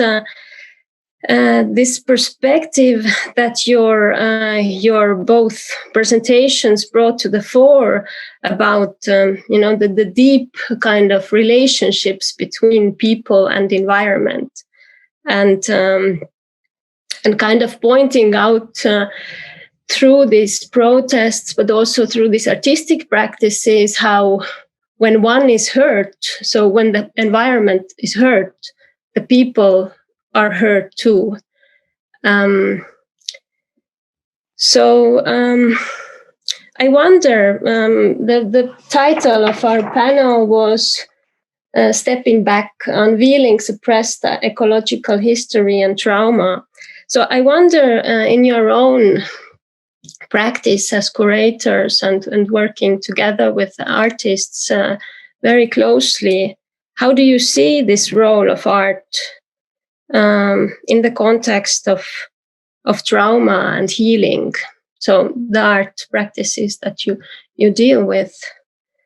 And with for Ekaterina's presentation specifically, I think something got lost and perhaps translation had something to do with it, but you had these examples about ornament and patterns, and there was like also a beautiful graffiti that you showed. But what is the role of this ornament specifically in this same question as well? I'd be really curious to hear more about it. I'd leave it at here. Thanks. Maybe then, thank you very much, Margaret, for questions. Maybe we will start from Susan, and then we will move from Susan to Katya, to Kristina, and then Katya. Sure. Thank you for those, the questions and insights, and also the other presentations, because they were, the one thing I would want to say is I think collectively what this panel to me emphasizes the degree to which like something like climate change or an ecological crisis can never be separated off from the other kinds of pressures that communities sort of face. So that's like there's a necessity towards a sort of holistic kind of approach. And I think your question, Margaret, in some way raises an antagonism that I'm not entirely convinced exists between like science and other forms of knowledge production per se. I think there's quite a sort of spectrum of practices, but it also, I guess a couple of things I'd like to say. I mean, I think that we have to, there's a necessity also for radicalizing science in the sense of how it,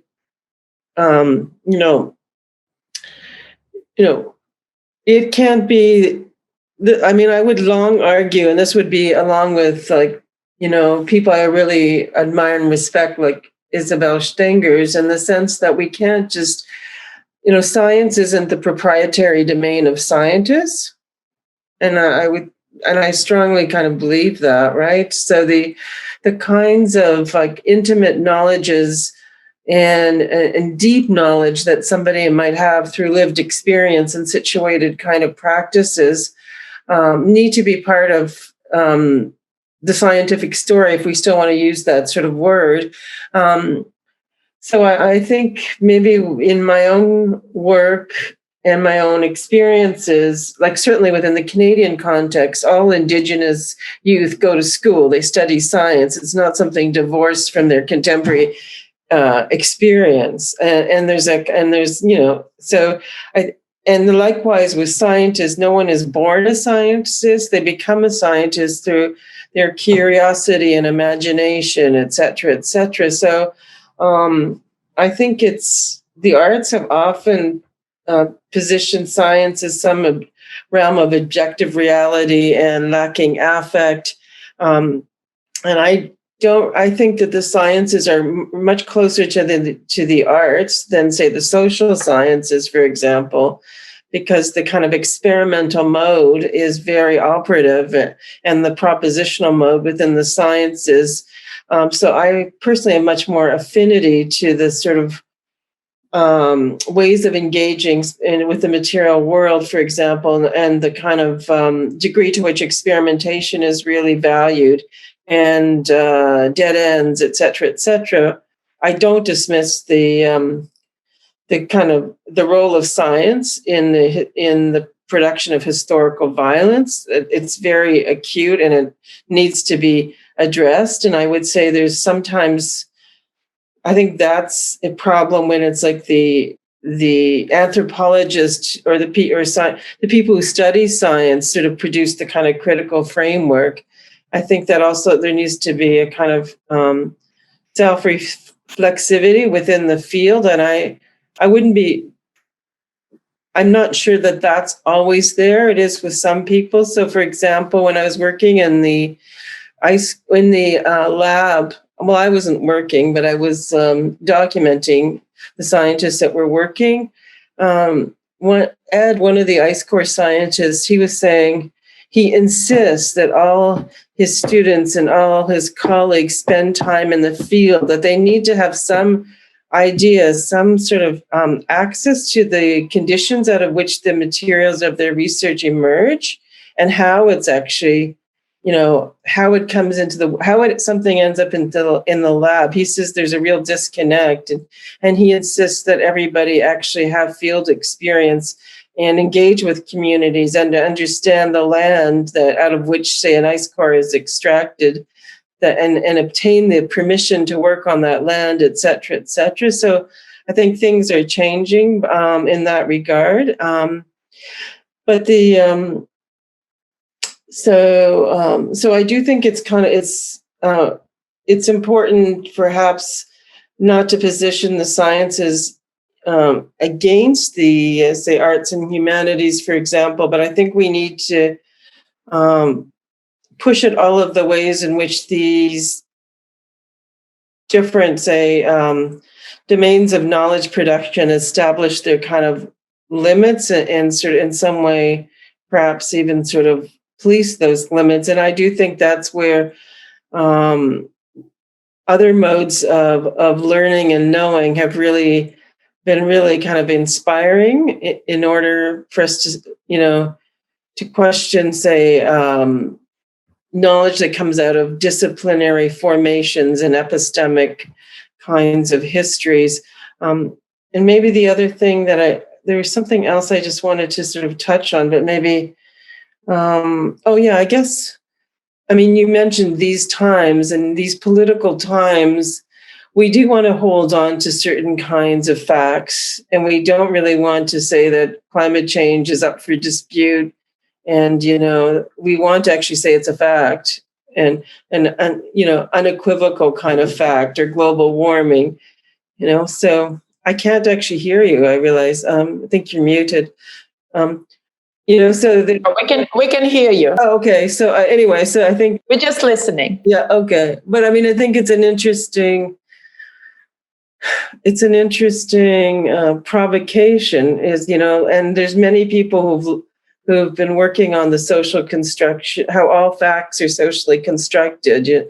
And obviously Bruno Latour being a major proponent of that, but also we could say like people like Foucault, who is arguing that a truth is only a limit condition of what can be known at a given time. So I think we've been trained to sort of question these forums and formats that produce a kind of public truth, finding ourselves in political realities, also with like with the hardline nationalist politics, where we actually kind of want to hold on to we want to hold on to this conception of a kind of a fact and not, reinvent, come up with some sort of alternate fact, if you will. So, it's strange in that sense to actually, at least for me, is like, I don't want to actually have a debate with anybody.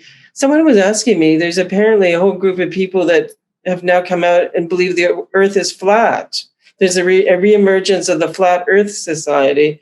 So I'm rambling a bit, but it's like, how do we actually deal with that kind of like the production of a fact that was maybe held at one point?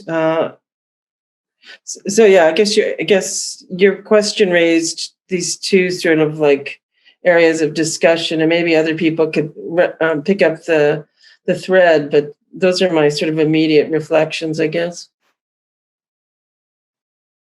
Thank you, Susan. Well, I have more questions to you, but let's maybe let Kristina answer Margaret's question. Kristina?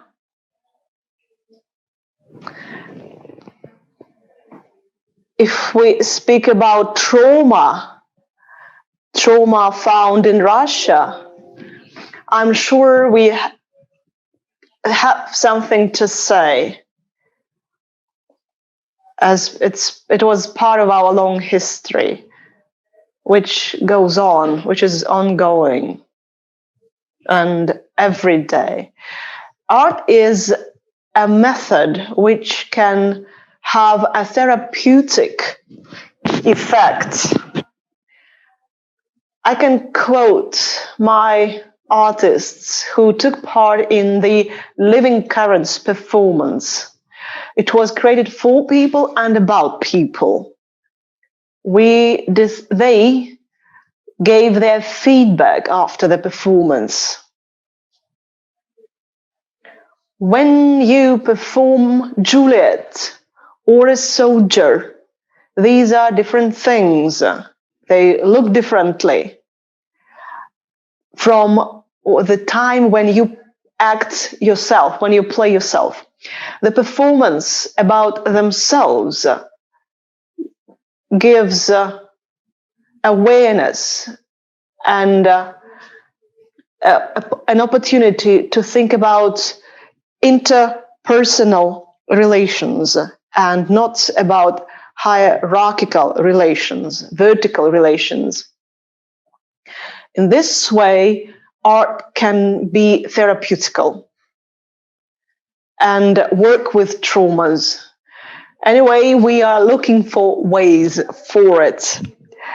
As for ecology and environmental agenda, which is relevant for the North, this is our agenda, and it is accompanied by different activist organizations, non-commercial organizations, self-organizations.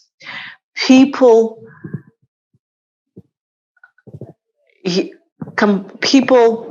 cooperate and try and start to get involved in taking care of the city. People start to repair historical buildings, start to take part in cleanup campaigns and raising ecological awareness of the local society. So this is a new paradigm for the region and country to learn to live now. That's my answer to the question.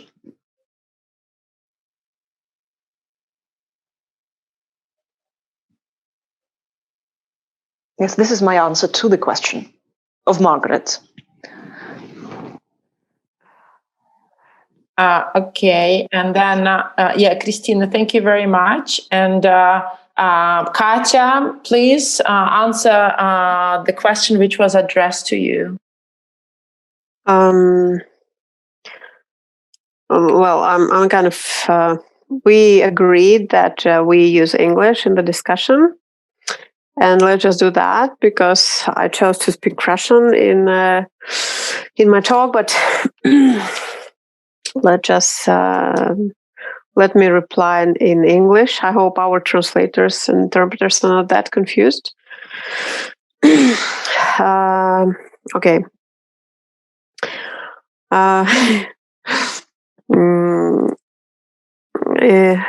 Sorry, I'm just because I was switching the channels and some of the translations were rather funny. It's like, but the topic, of course, is very, I think it repeats all around the Arctic. And during the last several years, a network has developed. So we understand that, first we understand ourselves that we have been living in this region and we have many things in common with people living in Norway, people living in Finland, people living in US and in all other regions about around the Arctic, and all these traumatic experiences are rather similar.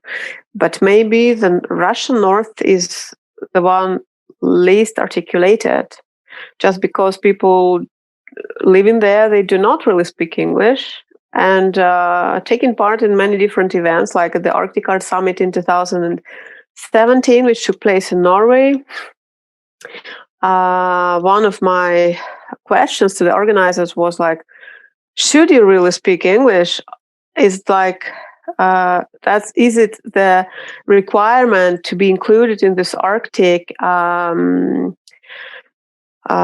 discussion? I think it's really nice to be able to speak the languages that you actually belong to. Of course, it makes things more difficult in translation, but it's also more diverse. So I think it is important to include Northern Russia, and there are many things to say. There are lots of stories, amazing stories connected to the other regions, and many of them, they can help us to understand who we are and how this geographical region is connected to others. And I think, yeah, I mean, of course, it's an obvious answer. Working with the exhibition Parata Basca for me was a therapeutical experience. Of course, there is no any discussion, because it's obvious when you are working with this project, and when you know that people from Moscow are planning to bring garbage to the north, you're just doing something as a curator that you want to say that there is a history there is life, there are many things to say, and it's completely unacceptable to to deal with people in the north like that, with our generations, with our parents. But similar history has happened in the north of Norway, in the north of USA, and in all around. So I think the decolonial perspective is very important. But in Russia, we have this perspective inside one country. It's not Italy bringing garbage to Africa. It's like capital bringing garbage to the north. And of course, when you work with art, you're making a statement which is necessarily connected to the social and economical and political processes as well. About the pattern, thank you for this question. Well, I think I started in the beginning to say that I see my task as to decode and maybe develop different codes and different texts and stories about the North. And the pattern is a visual language. So it's like a text which could bring interesting codes which were not really obvious when you were a kid, because we grew up with these patterns, but I was not an art historian. You just see, okay, whatever, it's this pattern. But when you have an education, you read them from a completely different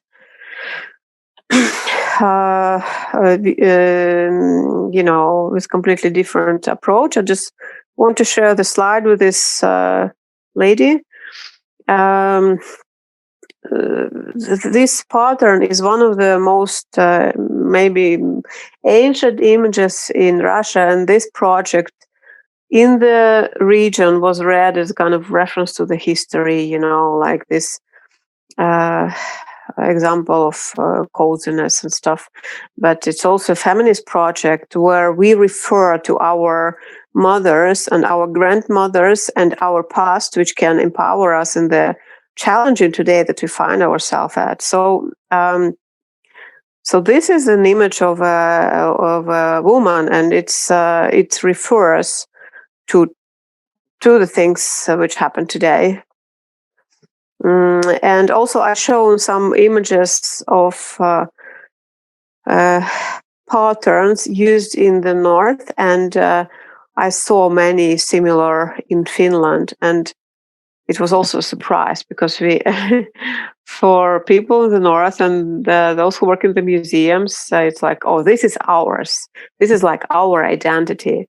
But actually there are many things which are common, and that's what is exciting about culture, that we actually share many stories, we share many codes, we share many words, like it was in this Russinoshk, this language between Pomor and Norwegians when they did that trade. So I think culture is about connection, it's about communication, it's about diversity. So that's my answer. Thank you. Thank you, Katja. I also had one more question to Susan. I know we're running out of time, but I wanted to touch upon this anyways. Susan, when you were talking about environmental evidence, you also mentioned the aspect of creating of new rights. And I would kindly ask you to elaborate on that, because we often talk about defending rights. But what is creating rights, and how does this work? And maybe you could talk a little bit about it through the lens of your practice, because you talked also about this petition about the right to be called. Can you maybe talk a little bit more, because the petition didn't work, but what would be other mechanisms for creating of new rights? That's the crucial kind of question. What exactly would they be? I mean, there's certainly, this would not be a plea for legal rights, because actually that's, for me, we're talking about climate justice, social justice, ecological justice. Justice is not the purview of legal mechanisms. So the creation and the mechanisms that we do have tend to be retroactive, right? They try and fix something that happened. There are policies that, are maybe more future oriented in terms of banning the use of a certain pesticide.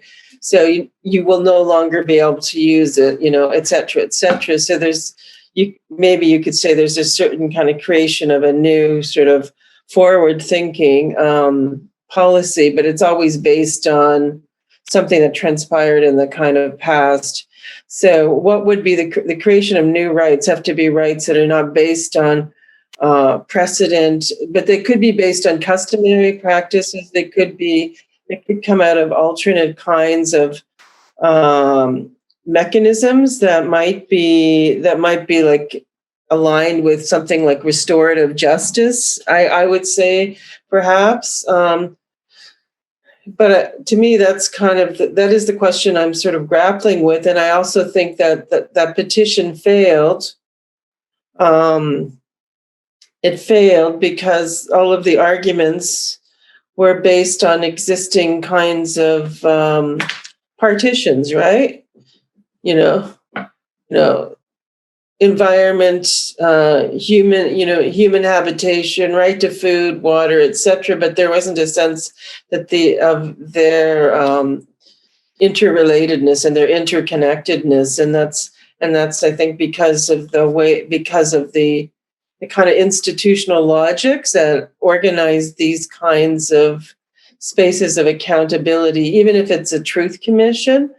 I was very interested in the TRC in Canada because it was a forum where the perpetrator was not given a platform to speak, where the legal mechanisms have to produce that kind of equal sort of scenario. But what would be the creation of new rights? I think it's about a logic that doesn't work exclusively on the past and draw all of its conceptual resources from the way things were done in the past. But I don't have an answer for that.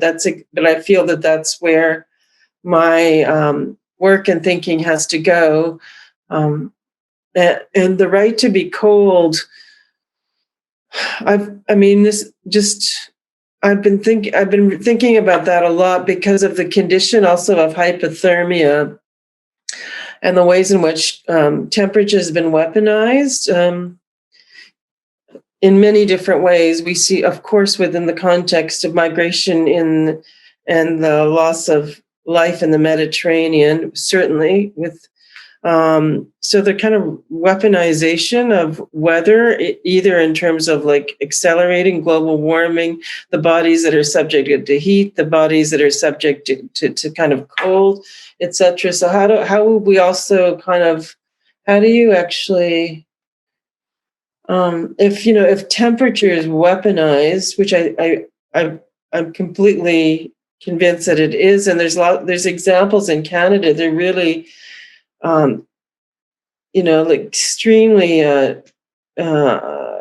violent what practices in that happened, where the police would take indigenous, usually men, that might have been drinking or something in a small village in Saskatchewan, and driving them to the outskirts of the town with basically no coat, not the proper clothing, in the middle of winter, and these men would sort of disappear, and there was this kind of long-standing practice on the part of the police to actually use weather to punish indigenous bodies and basically murder them, but through this kind of like intervention of temperature. So to me, these are all like horizons that I need to sort of be engaging with, and I don't have any answers is the short answer, of course, but I'm completely convinced that the mechanisms that we have aren't adequate to the challenges that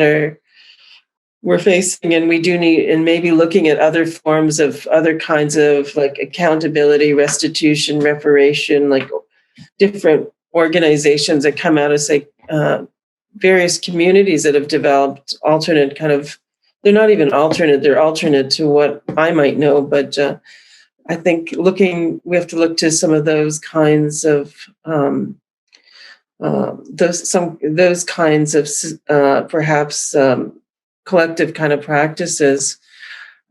But yeah, it's an excellent question. And yeah. Thank you. It made me think of a lot of things, and also legitimation. Who's in charge of making someone else legitimate? I think we were also posing that as a question when we were conceptualizing the symposium. I think something very important to discuss, and we'll continue discussing that tomorrow with our next panel. I almost feel guilty that we don't have in this panel a representative or an attorney of environmental law. Yeah. Are there any more questions or comments? Anna, you also wanted to ask something, no? Well, I would like just to say maybe a kind of a broader comment about the in reference to Katya's presentation and partly in Kristina's, that actually what we're dealing now, right, like what Arctic Art Institute is trying to repair is very much of an aftermath of a Soviet project that erased lots of information and information about everyday life, about повседневность, right? Because like in Soviet time, it was more important to kind of present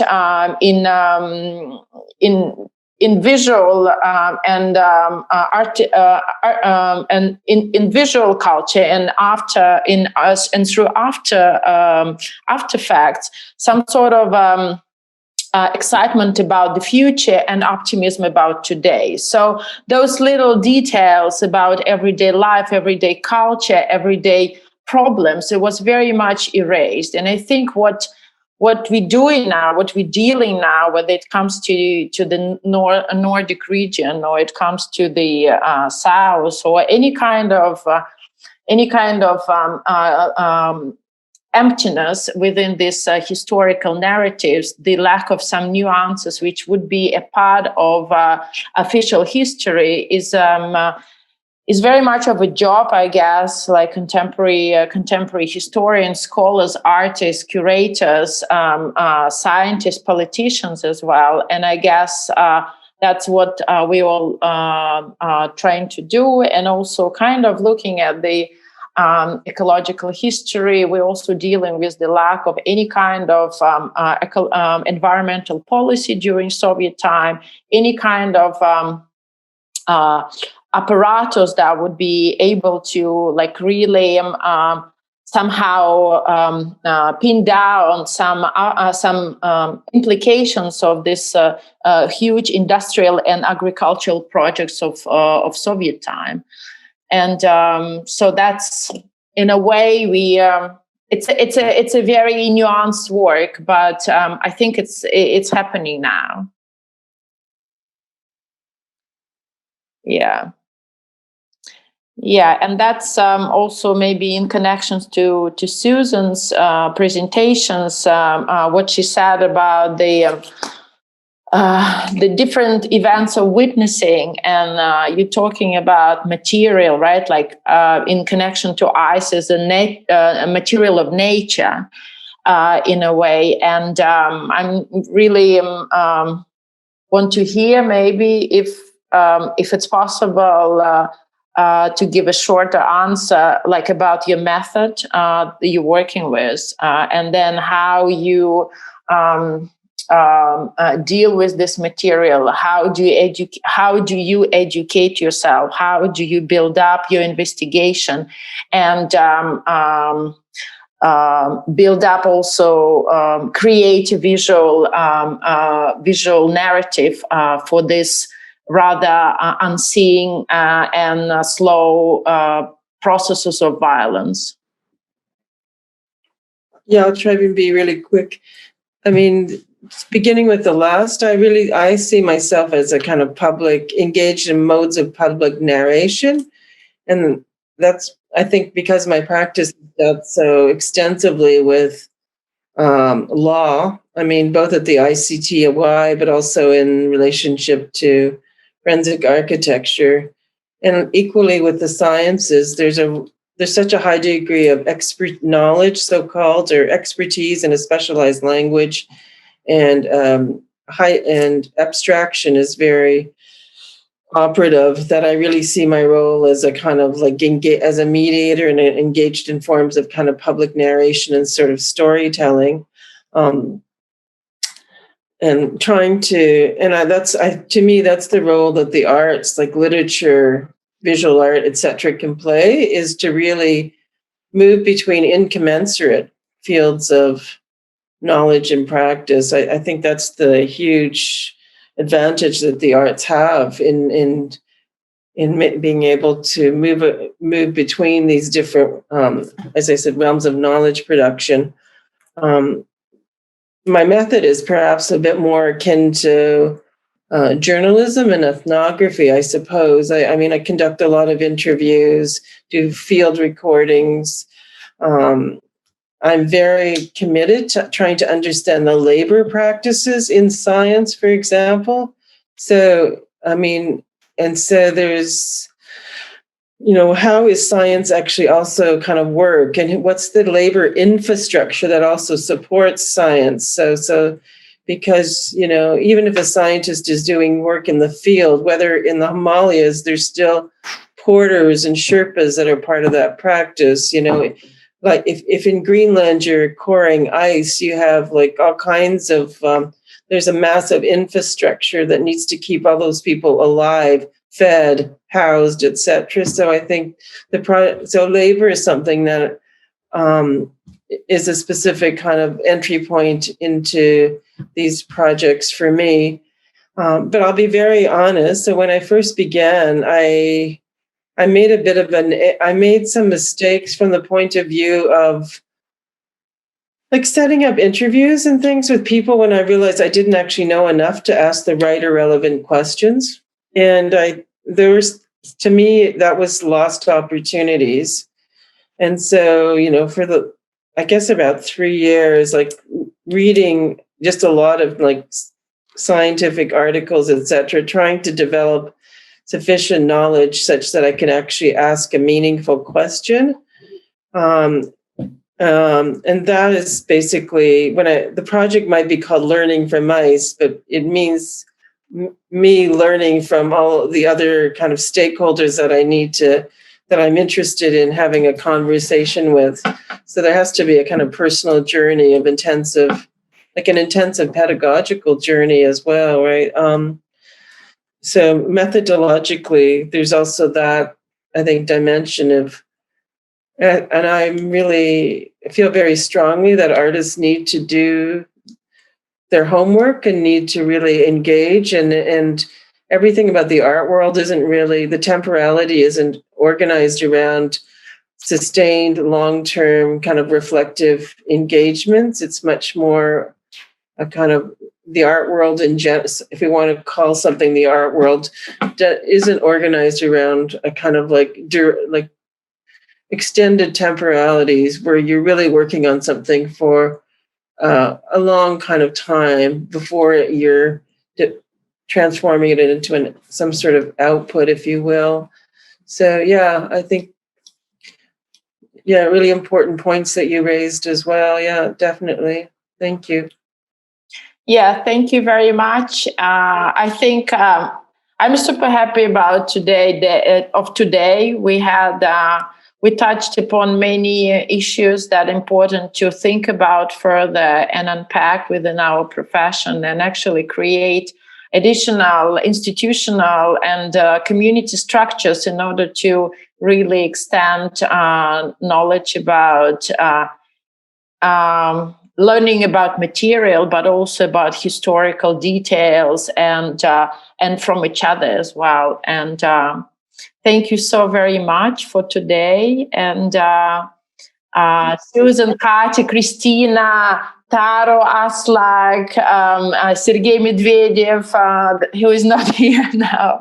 And thank you so very much. And I think we can rest for today. And again, we're not saying goodbye. We're saying till tomorrow. Hope you can join tomorrow for the evening session for the last fourth panel of the symposium, which will be consisted of 2 presentations and 1 final discussions. And we will be talking about different formats of different language of building up the possibly new moral frameworks towards nonviolent existence.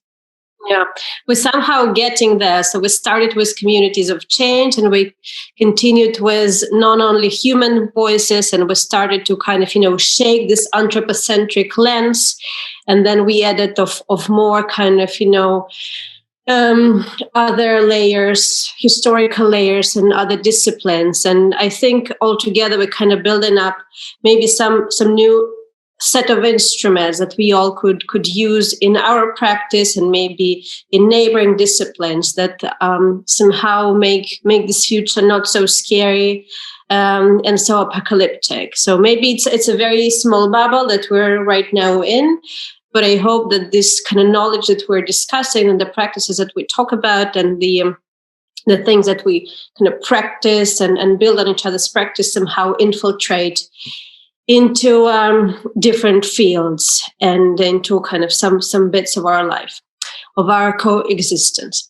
So good night, everyone. We're very much behind the schedule, but it has been a super interesting discussion. And thank you very much for all of your input, all the speakers and our discussant, Margaret. And please join us tomorrow, and we'll see you soon. Stay tuned. Good night. Good night. Bye, everyone. Bye. Thank you. Tomorrow. See you tomorrow. Bye-bye.